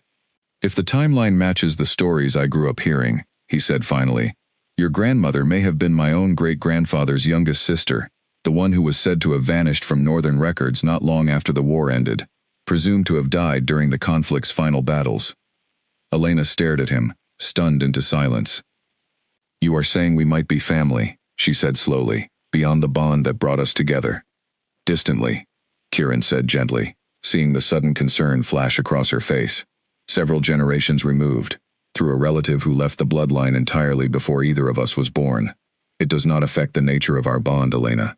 If anything, it explains why the connection between us settled so quickly and so completely, recognizing something ancient and familiar beneath the surface." Elena absorbed this slowly. Relief mixing with the lingering shock of discovering her family history carried such unexpected weight. "This changes everything the council believed about the danger of our bond," she said. "If I truly am connected to your bloodline, however distantly, then the fears that led to my rejection were never really about protecting the pack from outside claims at all." "No," Kieran agreed, his expression darkening slightly. "It suggests something far more troubling. If your grandmother's connection to my family was known, or even suspected, by whoever advised Damon before your rejection ceremony, then the decision to reject you may not have been about protecting the pack from Northern politics at all. It may have been about preventing exactly this outcome, a bond that would strengthen ties between our bloodlines rather than weaken them." Elena frowned, trying to follow the implication. "But why would anyone want to prevent that?" Kieran's jaw tightened. "I do not yet know," he admitted, "but I intend to find out before the challenge takes place tomorrow night. If someone within this pack manipulated Damon's decision, for reasons beyond simple caution, that person bears far more responsibility for what happened to you than Damon himself does." Elena felt a chill move through her at the implication, old wounds reopening in a new, more troubling shape. She had spent weeks believing her rejection stemmed from fear and misguided caution. The possibility that it might have been deliberately engineered by someone with hidden motives felt far more unsettling. They spent the remainder of the morning carefully retracing the details Damon had shared, searching for any clue about the identity of the advisor who had first raised concerns about Elena's family connection. Kieran eventually sought out Damon directly, requesting a private conversation away from the council chamber, and Elena, unwilling to be left out of a discussion so directly tied to her own history, insisted on joining them. They found Damon in his private study, a quiet room lined with old maps and records detailing the pack's territorial history. He looked tired, the weight of the coming challenge clearly pressing heavily on him, though he welcomed them inside without hesitation. "I need the name of the advisor who warned you about Elena's family connection," Kieran said without preamble, once the door had closed behind them. Damon's expression grew guarded. Why does it matter now? The challenge will settle this by tomorrow night, regardless of who first raised the concern. Because, Kieran said firmly, if that advisor knew Elena's true connection to my bloodline, and deliberately withheld the full context to manipulate your decision, then this entire situation, your rejection of her, the resulting humiliation she endured for months, may have been engineered for reasons that have nothing to do with protecting this pack. Damon's expression shifted slowly from guarded reluctance to something closer to alarm, as the implications settled over him. You believe someone manipulated me deliberately, he said slowly. I believe it is possible, Kieran said. And I believe Elena deserves to know the truth before either of us steps forward tomorrow night to settle this through combat, rather than through honest answers. Damon was silent for a long moment, clearly wrestling with old loyalty and growing suspicion. Finally, he exhaled heavily and moved toward his desk, retrieving an old ledger from a locked drawer. The advisor's name was Simon, he said quietly. He served my father before me, and I trusted his counsel without question, given his years of service to this pack. Elena felt a strange, unsettling recognition at the name, though she could not immediately place why it felt familiar. Where is Simon now? She asked. He retired from active counsel duties shortly after your rejection ceremony, Damon said, frowning as though only now recognizing the strange timing of that decision. He claimed his age made continued service too demanding. I did not question it at the time. Kieran's expression grew sharp with focused intent. I think it is time we paid Simon a visit, he said. Before tomorrow night, and before either of us commits to a challenge that may settle nothing at all, if the true source of this conflict remains hidden. Simon lived in a modest cottage at the far edge of the village, secluded among a small grove of trees that kept his home mostly hidden from the main paths used by pack members. Elena had passed the cottage occasionally over the years without ever giving it much thought, unaware that the man living there had quietly reshaped the entire course of her life with a single piece of advice given weeks ago in a private council meeting she had never been present for. Damon led the way, his expression tense and unreadable, while Kieran walked close beside Elena, his presence steady and reassuring despite the uncertainty of what they might find. When they reached the cottage, Damon knocked firmly on the wooden door, and after a long moment, it opened to reveal an elderly man with sharp, cautious eyes that widened slightly upon seeing the three of them standing together. Alpha, Simon said carefully, his gaze flicking briefly toward Kieran and Elena before settling back on Damon. This is an unexpected visit. We need to speak with you, Damon said, his tone leaving no room for refusal. About the advice you gave me regarding Elena Marsh's family history. Something flickered across Simon's face, quickly masked but not quickly enough for Elena to miss it entirely. He stepped back, allowing them inside, though his movements carried a stiffness that suggested reluctance rather than genuine hospitality. The cottage was small and sparsely furnished, though Elena noticed several old maps and documents scattered across a table near the window, the kind of materials one might expect from someone deeply invested in territorial history rather than simple retirement. Kieran's eyes moved over the documents as well, his expression growing increasingly alert. Tell us the truth, Kieran said, his voice quiet, but carrying an unmistakable weight of authority. Why did you advise Damon to reject Elena Marsh? Simon's composure finally cracked slightly, old tension surfacing beneath his carefully maintained calm. I did what I believed was necessary to protect this pack, he said, though his voice lacked full conviction. The Voss bloodline nearly destroyed us 3 generations ago. I could not allow that history to repeat itself through a bond neither Damon nor Elena fully understood at the time. That is not the full truth, Kieran said sharply, stepping closer. You knew Elena's grandmother carried direct Voss bloodline through the crest hidden in her family belongings. You knew a bond between Elena and Damon might have strengthened ties between our families rather than threatened them. Why did you truly want to prevent that outcome? Simon's expression grew increasingly strained, old guilt finally breaking through the careful composure he had maintained for weeks. Because a strengthened alliance between the Voss and Cross bloodlines would have threatened territorial claims my own family has held quietly for 3 generations, he admitted finally, his voice heavy with the weight of long-buried secrets. Claims that exist only because the war between your families left certain disputed lands unclaimed, lands my ancestors gradually absorbed into pack territory during the chaos that followed. A renewed alliance between your bloodlines would have eventually raised questions about those lands, questions I was not prepared to answer. Elena stared at him, stunned by the depth of the deception that had shaped so much of her recent suffering. "You destroyed my life," she said, her voice trembling with anger she could no longer suppress. "To protect land. Your family quietly stole generations ago." Simon flinched at her words, but did not deny them. "I did not intend for the consequences to fall so heavily on you personally," he said quietly. "I only intended to prevent a bond from forming that might eventually expose old secrets I have spent my career protecting." Damon's expression had grown increasingly cold throughout Simon's confession, old trust visibly crumbling beneath the weight of the betrayal. "You manipulated me," he said, his voice low and dangerous. "You let me believe I was protecting this pack, when in truth, I was simply protecting your family's stolen legacy." "I am sorry," Simon said, though the words felt hollow against the months of pain his manipulation had caused. "I did not foresee the Wolf King himself arriving to claim her. I believed the matter would remain quiet, contained within this territory, forgotten within a generation."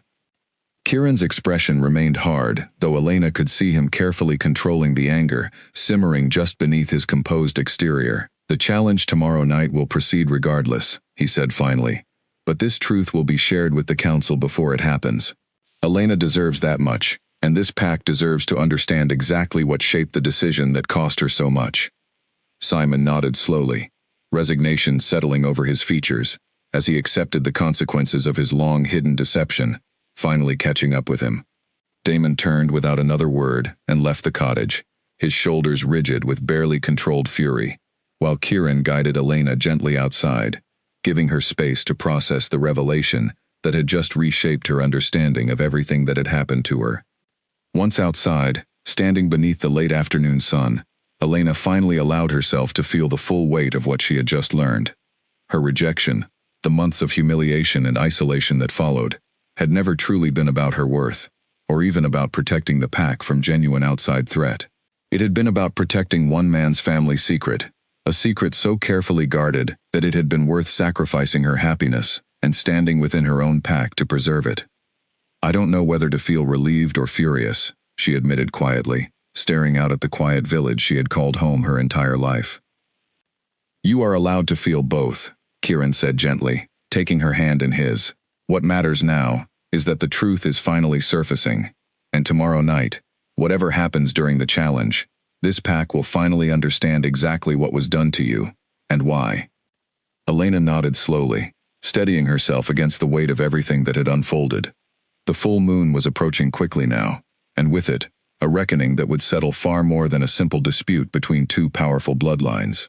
It would settle the truth, finally, after months of carefully constructed lies had shaped a pain she had carried entirely alone. The following evening, the training field had been transformed into a formal dueling ground, torches lining its perimeter, casting flickering golden light across the gathered crowd that had grown far larger than Elena expected. Word of Simon's confession had spread quickly through the pack overnight, and the atmosphere among the wolves gathered to witness the challenge felt different now, charged not just with curiosity about the Wolf King's power, but with quiet outrage over the deception that had shaped Elena's rejection months earlier. Elena stood near the front of the crowd beside Grace, her heart pounding as she watched the preparations unfold. Nora and the rest of the council had confirmed Simon's confession publicly earlier that day, stripping him of his advisory status and formally acknowledging the manipulation that had led to Elena's unjust rejection. The admission had shifted the mood of the entire territory, sympathy replacing much of the earlier judgment that had followed Elena for months. Despite the truth now being known, the formal challenge between Damon and Kieran remained set to proceed, tradition and pack law demanding the matter be settled according to the terms already agreed upon. Elena had argued against it privately the night before, insisting that with the truth revealed, there was no longer any real dispute to settle through combat. But both men had remained firm, each carrying reasons of his own for seeing the challenge through to its conclusion. The moon rose slowly overhead, full and brilliant, casting the training field in pale silver light. Nora stepped forward to address the crowd, her voice carrying clearly across the gathered wolves. "Tonight's challenge will proceed according to traditional combat rules," she announced. "No lasting harm is to be intended beyond what is necessary to determine the outcome. The match ends when one combatant yields or is rendered unable to continue." Damon stepped into the circle first, shedding his outer garments and shifting smoothly into his wolf form, a massive gray creature whose size and power reflected years of disciplined training as Alpha King. The crowd murmured with familiar respect, having witnessed his strength many times before during pack demonstrations. Kieran stepped forward next, and Elena felt her breath catch as he shifted as well, his wolf form emerging larger than she had expected, a deep, near-black coat that seemed to absorb the torchlight rather than reflect it, with eyes that held the same striking gray intensity even in wolf form. A visible ripple of awe moved through the crowd, many of the gathered wolves instinctively lowering their gazes, unable to hold the weight of his presence directly. The two wolves circled each other slowly, tension coiling visibly through the air between them. Elena's hands clenched tightly at her sides, fear and hope tangling together, as she watched the two most significant figures in her recent life prepare to determine, through combat, the resolution of a conflict that had shaped her entire world. Damon struck first, a swift, powerful lunge that Kieran sidestepped with almost lazy ease, using Damon's own momentum to redirect him harmlessly past. The crowd gasped at the effortless display of skill, understanding immediately that this would not be an evenly matched contest in the way many had expected. Damon recovered quickly, circling back with renewed caution, testing Kieran's defenses with a series of careful, probing strikes. Kieran met each one with controlled precision, blocking and deflecting, without ever fully committing to an aggressive counter, as though he were studying Damon rather than truly fighting him. "He's holding back," Grace murmured beside Elena, watching the exchange with sharp, knowing eyes. "He could end this in moments if he wished." Elena nodded silently, understanding the same thing herself, watching the careful restraint in every one of Kieran's movements. He was not fighting to destroy Damon. He was fighting, she realized slowly, to prove a point without inflicting more harm than the situation truly required. The duel continued for several long minutes, Damon growing increasingly frustrated as his attacks failed repeatedly to land, his powerful strikes deflected time and again by an opponent who seemed to anticipate his every move before he made it. Finally, in a moment of visible desperation, Damon committed to a full, aggressive charge, throwing his entire weight and strength into a final decisive strike. Kieran met the charge head-on, and for a brief, breathless moment, the two powerful wolves collided in the center of the circle, the crowd falling completely silent as the impact sent a visible shockwave through the surrounding air. When the dust settled, Damon lay pinned beneath Kieran's massive form, unable to move, his throat exposed in the universal signal of defeat. The crowd erupted into a mixture of gasps and murmured astonishment, though no one seemed entirely surprised by the outcome, given everything they had witnessed throughout the brief but decisive contest. Kieran held the position for a long moment, his gray eyes locked on Damon's, before slowly stepping back, releasing his opponent without further harm. Damon shifted back to his human form slowly, breathing heavily, bruised and clearly humbled by the swift, decisive defeat. He remained kneeling on the ground for a long moment before finally rising, his expression a complicated mixture of exhaustion and something that looked, unexpectedly, like relief. Kieran shifted back as well, standing tall and steady despite the exertion of the brief but intense combat, his gaze immediately finding Elena's across the crowd. She felt something in her chest loosen at the sight of him, safe and unharmed, the tension of the past several days finally beginning to ease. Nora stepped forward once more, addressing the gathered crowd with formal authority. "The challenge has been decided," she announced. "By pack law, the Wolf King's claim to Elena Marsh is formally and permanently recognized, superseding any prior rejection or dispute." A ripple of applause moved through the crowd, hesitant at first, then growing steadier as more wolves joined in, the sentiment shifting visibly in Elena's favor, now that the truth of Simon's manipulation had been revealed, alongside the outcome of the duel. Elena felt tears gather in her eyes, overwhelmed by the sudden, dramatic shift in her fortunes. from public humiliation months earlier to public vindication standing beneath the same full moon. Damon approached slowly once the crowd's attention began to disperse, his expression carrying genuine humility rather than the guarded pride Elena had grown accustomed to seeing from him. "I owe you a debt I cannot fully repay," he said quietly, addressing both Elena and Kieran, "for the harm my decision caused, and for the manipulation that shaped it without my full understanding." "You do owe a debt," Kieran said evenly, though there was no cruelty in his tone, only firm honesty. "Not to me, but to Elena, and to this pack, for allowing fear and old prejudice to shape decisions that caused real, lasting harm." Damon nodded slowly, turning to Elena directly. "I am sorry," he said simply, the words carrying more weight than any elaborate apology could have offered. "Truly and completely sorry, for everything you endured, because of a decision I should have questioned far more carefully before I ever stood in front of this pack and rejected you." Elena studied him for a long moment, old pain and new understanding settling quietly into place within her. "I believe you," she said finally. "And I hope, in time, this pack finds a way to move forward from all of this, stronger and more honest than it was before." As the crowd continued to disperse into the night, Elena turned to Kieran, reaching for his hand, steadying herself against the emotional weight of everything the evening had finally resolved.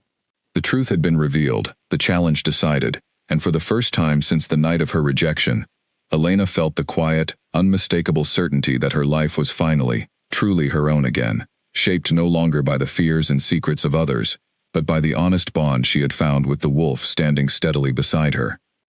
Later that night, once the crowd had fully dispersed and the torches along the training field had begun to burn low, Elena found herself walking slowly alongside Kieran through the quiet village, the events of the evening still settling over her like a weight she was only beginning to understand how to carry. The streets that had once felt heavy with judgment now felt strangely open, wolves nodding respectfully as they passed, a few even offering quiet, sincere words of apology for the way they had treated her in the months following her rejection. "It feels strange," Elena admitted, glancing up at Kieran as they walked. "Being seen so differently after everything that happened. Part of me wonders if it will last, or if the moment the excitement of tonight fades, things will simply return to how they were before." Kieran considered her words carefully before responding. "Some things may take time to fully shift," he said honestly. "Old habits and old judgments do not disappear overnight, even when the truth behind them is fully revealed. But you are no longer standing in this alone, Elena. Whatever happens next, you have a place, and a bond, that cannot be dismissed the way it was before." Elena nodded slowly, drawing strength from his steady presence beside her. They walked in comfortable silence for a while longer, passing familiar streets that had once felt like reminders of everything she had lost, now beginning to feel, cautiously, like the foundation of something new. "What happens now?" she asked eventually, glancing toward him. "With the bond formally recognized, with the challenge decided, where do we go from here?" Kieran stopped walking, turning to face her fully, his expression growing thoughtful in the pale moonlight. "That depends a great deal on what you want, Elena," he said gently. "My territory lies far to the north, and my responsibilities there cannot be abandoned indefinitely. But I have no intention of asking you to leave everything you know behind, without giving you the choice to decide what that future looks like." Elena considered his words carefully, aware that the coming days would require decisions far more significant than anything she had faced even during the turmoil of the past week. She thought of Grace, and the healing house that had given her purpose during her darkest months. She thought of Lily, and the family ties that, however strained, still mattered deeply to her. And she thought of Kieran, and the steady, unshakable certainty of the bond that had reshaped her entire understanding of her own worth in the span of just a few short days. "I don't know yet," she admitted honestly. "But I know I don't want to decide anything out of fear or urgency, the way so many decisions have been made about my life without my input these past months. I want time to think clearly, without the weight of everyone else's expectations pressing down on me." Kieran's expression softened into something warm and understanding. "Then take that time," he said simply. "I am not going anywhere, Elena. Whatever you decide, however long it takes you to decide it, I will be here." Elena felt a fragile, grateful warmth settle into her chest at his words. gratitude mixing with the lingering exhaustion of everything the day had demanded of her. As they continued walking back toward the healing house beneath the bright, steady light of the full moon, she allowed herself, for the first time in months, to simply feel hopeful about whatever waited for her next, without the fear and uncertainty that had shadowed every step of her life since the night of her rejection. In the days following the challenge, Elena found herself navigating a version of pack life she had never experienced before, one where curious glances carried respect rather than judgment, where wolves who had once avoided her now sought her out with quiet apologies and genuine warmth. The shift felt strange at first, difficult to fully trust after months of learning to expect the opposite, but slowly, carefully, she allowed herself to accept the change as real. Grace remained a steady presence throughout, continuing their work together at the healing house, even as Elena's new status within the pack brought increasing demands on her time. Council members began seeking her opinion on matters she would never have been consulted about before, and several younger pack members, particularly those who had once whispered cruelly about her rejection, now approached her with careful respect, some even apologizing directly for their earlier behavior. Lily visited often during this time, practically glowing with vindication over her sister's dramatic change in fortune. "I told everyone Damon was a fool," she said one afternoon, sitting cross-legged on Elena's bed, just as she had during the darkest days following the rejection. "Though I admit, even I did not expect the Wolf King himself to prove it so thoroughly."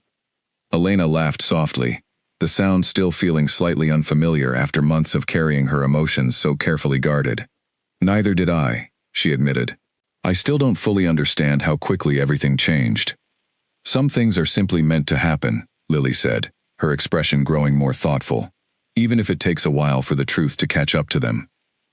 Their parents' reaction to the sudden shift proved more complicated. Elena's mother, who had distanced herself so carefully following the rejection, now seemed eager to reconnect, her earlier embarrassment replaced by something that felt uncomfortably close to opportunism. Elena found herself keeping a careful emotional distance during their brief reunion, unwilling to forget how quickly her mother had withdrawn support when she needed it most, regardless of how differently she was being treated now.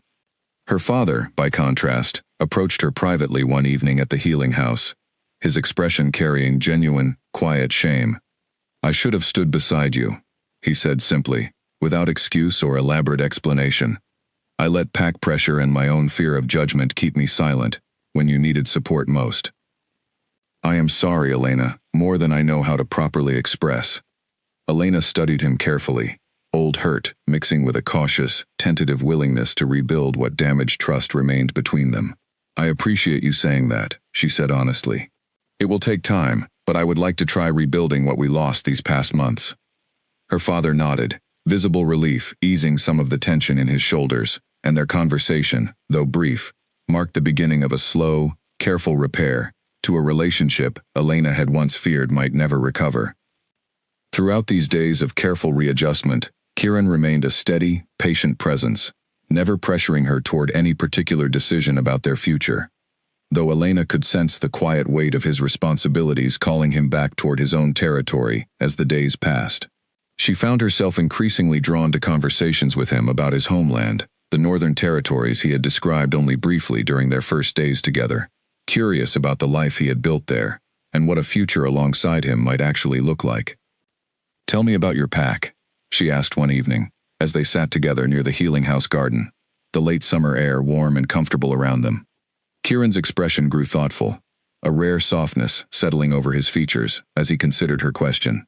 "It is smaller than this territory," he said, "colder, too, much of the year, but the wolves there are fiercely loyal, and the land itself carries a kind of quiet beauty this southern territory does not have, mountains and deep forests that stretch further than the eye can see.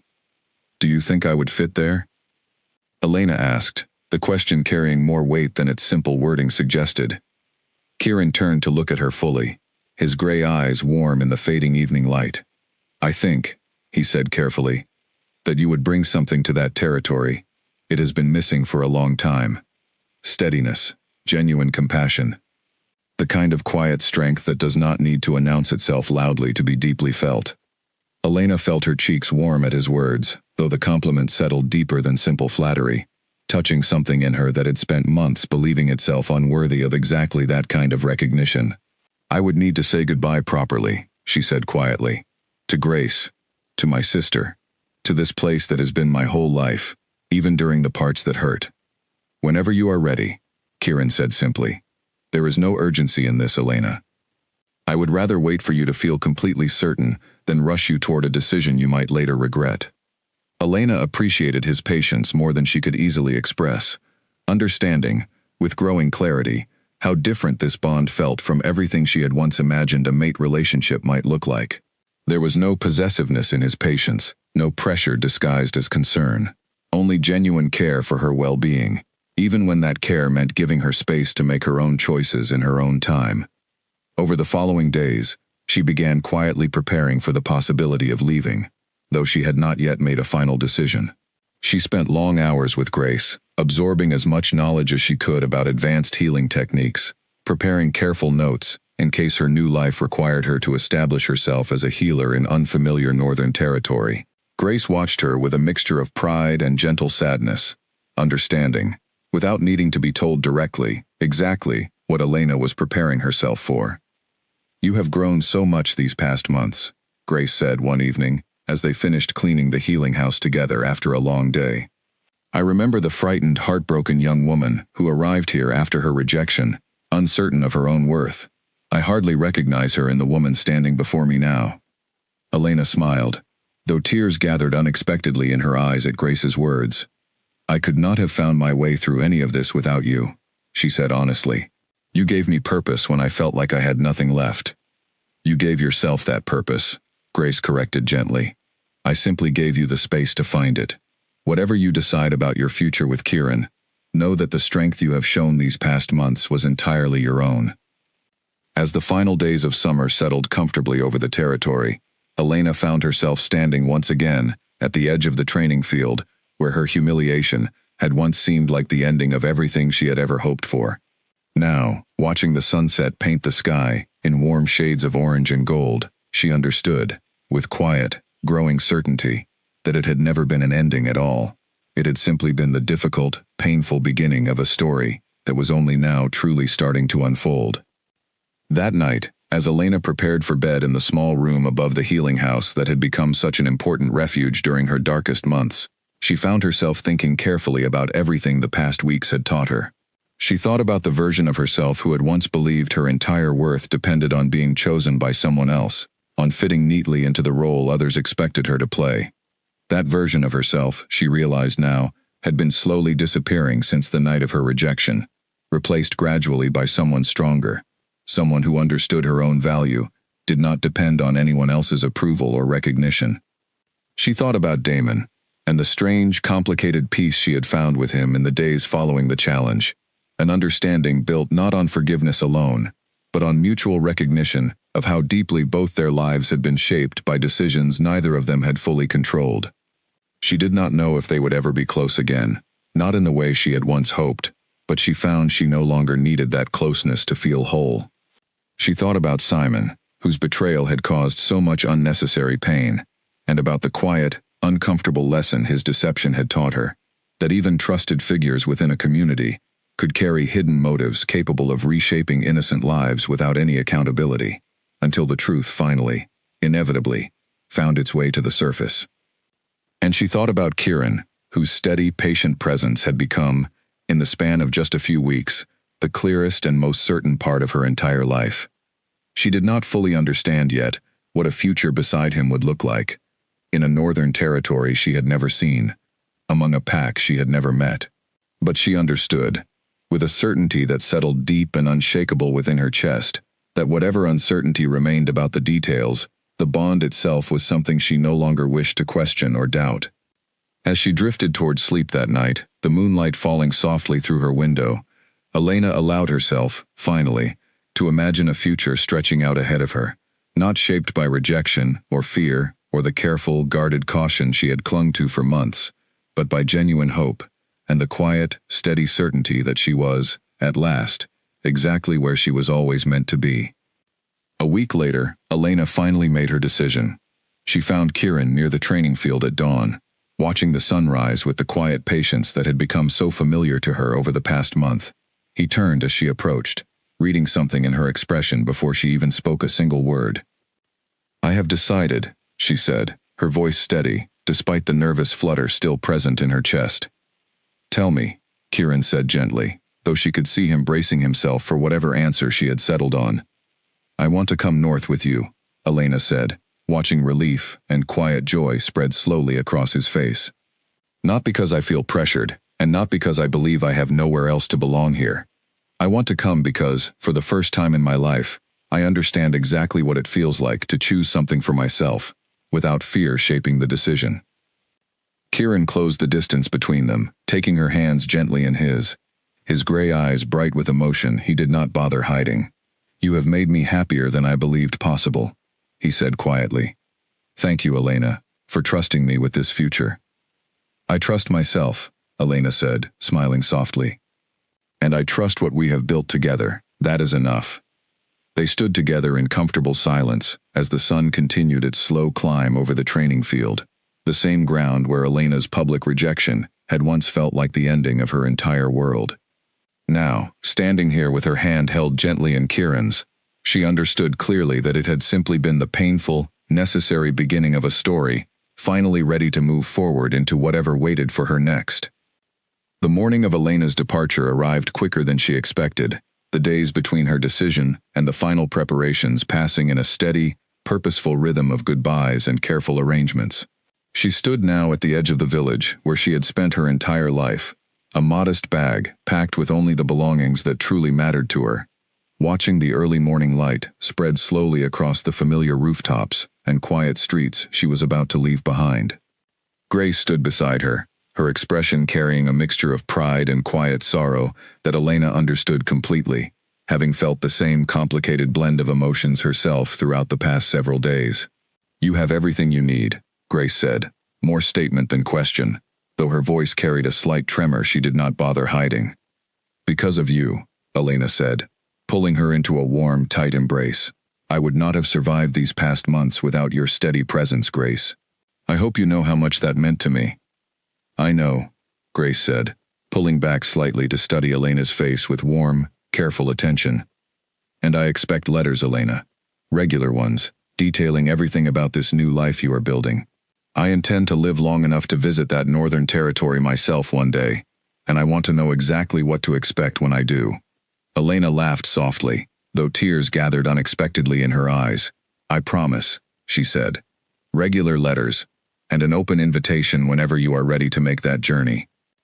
Lily arrived next, practically running down the path toward them, her eyes already glistening with tears she made no attempt to hide. "You cannot leave without a proper goodbye," she said, throwing her arms around Elena tightly. "I refuse to let you disappear north without knowing exactly how much I am going to miss you."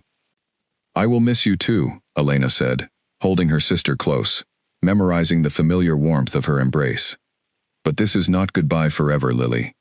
I expect you to visit, and I expect regular letters from you as well, filled with every piece of pack gossip you can manage to gather." Lily laughed through her tears, nodding fiercely. "Every single detail," she promised. "You will know everything happening here, I swear it." Their parents approached more slowly, uncertainty still lingering in their movements, despite the weeks of careful, gradual reconciliation. Elena's mother embraced her stiffly, murmuring quiet, somewhat awkward well wishes, while her father held her slightly longer, his voice thick with genuine emotion, as he wished her safety and happiness in the life ahead of her. "I am proud of you," he said quietly, the words carrying weight. Elena had not realized she still needed to hear, until the moment he finally offered them. "Whatever mistakes I made these past months, know that I am proud of the woman you have become." Elena felt tears finally spill freely down her cheeks at his words, embracing him tightly one final time, before stepping back to compose herself for the journey ahead. The final farewell came from an unexpected source. Damon approached quietly as the small gathering began to disperse, his expression carrying none of the guarded pride he had once carried so constantly. "I wanted to see you off properly," he said, standing slightly apart from the emotional gathering of Elena's family and friends. "Thank you for coming," Elena said, genuinely surprised, though not unpleasantly so. I owe you far more than a simple farewell, Damon said quietly. But I wanted you to know, before you leave this territory behind, that this pack is better for having had you in it, even during the months I failed to recognize your worth properly. I hope your future brings you everything you deserve, Elena. Truly. Elena studied him for a long moment, old pain finally settling into something closer to genuine peace. I hope the same for you, she said honestly. I hope you find the strength to lead this pack with the honesty and courage it deserves, without the fear and manipulation that shaped so many of your earlier decisions. Damon nodded slowly, accepting her words with quiet humility. I intend to try, he said, every single day. As the gathering finally began to disperse, Kieran approached, his own bag already secured for the long journey north, his expression warm and patient as he watched Elena complete her final goodbyes. He said nothing, simply waiting until she was ready, giving her the space and time she needed without pressure or urgency. Finally, Elena turned to him, taking a steady breath as she absorbed the last familiar sights of the village that had shaped her entire life. I'm ready, she said, and though her voice carried the natural weight of leaving behind everything familiar, it also carried a clear, unmistakable certainty that had been growing steadily within her since the very first day Kieran had walked into her small healing house. They set out together as the sun climbed higher over the horizon, the village slowly fading behind them, as the northern road stretched out ahead, unfamiliar and full of possibility. Elena glanced back only once, taking in the last view of the territory that had given her both her deepest pain and, ultimately, the strength that had carried her through it. The journey north took several days, winding through unfamiliar forests and quiet mountain paths that grew steadily colder and more beautiful the further they traveled. Elena found herself increasingly captivated by the landscape Kieran had described so briefly during their early days together. Deep evergreen forests, stretching endlessly toward distant mountain peaks, rivers running crystal clear through valleys, untouched by the busy pace of southern territories.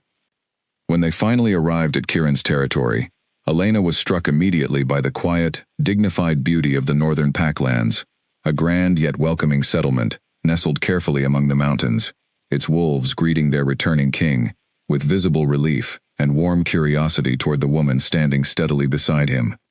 The northern pack welcomed Elena with a warmth she had not fully expected, curious about the healer from the south, who had captured their king's heart so completely, eager to learn more about the woman whose steady strength had clearly earned Kieran's devoted loyalty. Within days, Elena found herself settling into her new life with a comfort that surprised her, establishing a small healing practice within the Northern Territory, sharing knowledge with the pack's own healers, building the kind of purposeful, meaningful life she had once feared was lost to her forever. Months passed, and Elena's bond with Kieran deepened steadily, their partnership becoming not just a romantic connection, but a genuine, equal collaboration in leading and caring for the Northern Territory together. She wrote regularly to Grace and Lily, sharing every detail of her new life exactly as promised, and received warm, detailed letters in return, keeping the connection to her old home alive, even as her new life flourished in the north. On the anniversary of the night Kieran had first walked into her small healing house, wounded and searching for something neither of them had fully understood at the time, they stood together beneath a clear northern sky, the same steady bond that had first drawn them together, now settled into something deep, enduring, and entirely their own. Do you ever regret it? Kieran asked quietly, watching the stars begin to emerge overhead, leaving everything familiar behind for a life you could not have fully predicted? Elena considered the question carefully, though she already knew her answer with complete certainty. Never, she said, leaning into him comfortably. Everything that happened, the rejection, the pain, the truth that finally surfaced, all of it led me here, to exactly where I was always meant to be. Kieran smiled, pulling her closer, as the northern stars continued their slow, steady climb across the clear night sky. Elena Marsh, once publicly rejected and cast aside, had found not just a powerful bond with the legendary Wolf King, but something far more valuable, a genuine understanding of her own worth, unshaken by the judgment or manipulation of others. She had built a life entirely her own, chosen freely and completely, standing steady and certain beside the wolf who had once walked into her small healing house and simply said, "Mine." And as the years passed, Their story became one whispered proudly throughout both northern and southern territories, a reminder that even the deepest rejection could not determine a person's true worth, and that sometimes the very worst night of someone's life could quietly become the beginning of something far greater than they ever imagined possible. In the following spring, the Northern Pack held a formal bonding ceremony to celebrate Elena and Kieran's union, a tradition Kieran explained had not been observed by his bloodline in generations, reserved only for bonds, considered significant enough to warrant public celebration beyond the private claiming that had already taken place. Elena had been nervous leading up to the event, memories of her last public ceremony still carrying faint echoes of old pain, though she found, standing before the gathered Northern Pack in a simple, elegant gown made from fabric dyed a deep, rich blue, that the anxiety faded quickly beneath the warmth of the welcome surrounding her. Grace and Lily made the long journey north for the occasion, both women overwhelmed by the beauty of the territory Elena had described so vividly in her letters. Lily spent the days leading up to the ceremony exploring every corner of the northern settlement with delighted curiosity, while Grace spent quiet hours observing the northern healers at work, exchanging techniques and remedies with obvious professional satisfaction. "You have built something remarkable here," Grace said to Elena the evening before the ceremony, watching the Northern Pack prepare the grounds for the following day's celebration. "I am so proud of everything you have accomplished, Elena." The frightened young woman, who once doubted her own worth, would hardly recognize the confident healer and leader standing before me now. Elena smiled, gratitude and quiet pride settling warmly in her chest. "None of it would have been possible without the foundation you gave me," she said. "You taught me that my worth was never dependent on anyone else's recognition of it. That lesson carried me through everything that came after." The ceremony itself unfolded beautifully, beneath a clear spring sky, the Northern Pack gathering with genuine warmth and celebration, as Elena and Kieran formally sealed their bond in front of family, friends, and the community that had so readily welcomed her into their fold. Elena caught sight of Grace and Lily, standing proudly among the northern wolves, tears of happiness visible on both their faces, and felt a profound sense of completeness settle over her. The careful, painful journey from public rejection to public celebration, finally reaching its full, satisfying conclusion. Even Damon sent word from the south, a carefully written letter arriving just days before the ceremony, offering sincere congratulations and an update on the changes he had implemented within his own pack since Elena's departure. Greater transparency among the council, stricter safeguards against manipulation, like the kind Simon had exploited, and a genuine effort to rebuild trust with pack members who had been treated unfairly under his earlier leadership. Elena read the letter with quiet satisfaction, glad to know that the truth uncovered during those difficult weeks had led to lasting, meaningful change beyond her own personal story. As the ceremony concluded and the celebration continued late into the evening, Elena found a quiet moment to step away from the festivities, standing alone, beneath the same clear sky, where she and Kieran had once discussed their future together on the anniversary of their first meeting. She thought back to the frightened, humiliated young woman who had once knelt alone in an empty training field, believing her entire world had ended in front of an unforgiving crowd. That woman, Elena understood now, had not disappeared during the difficult months that followed.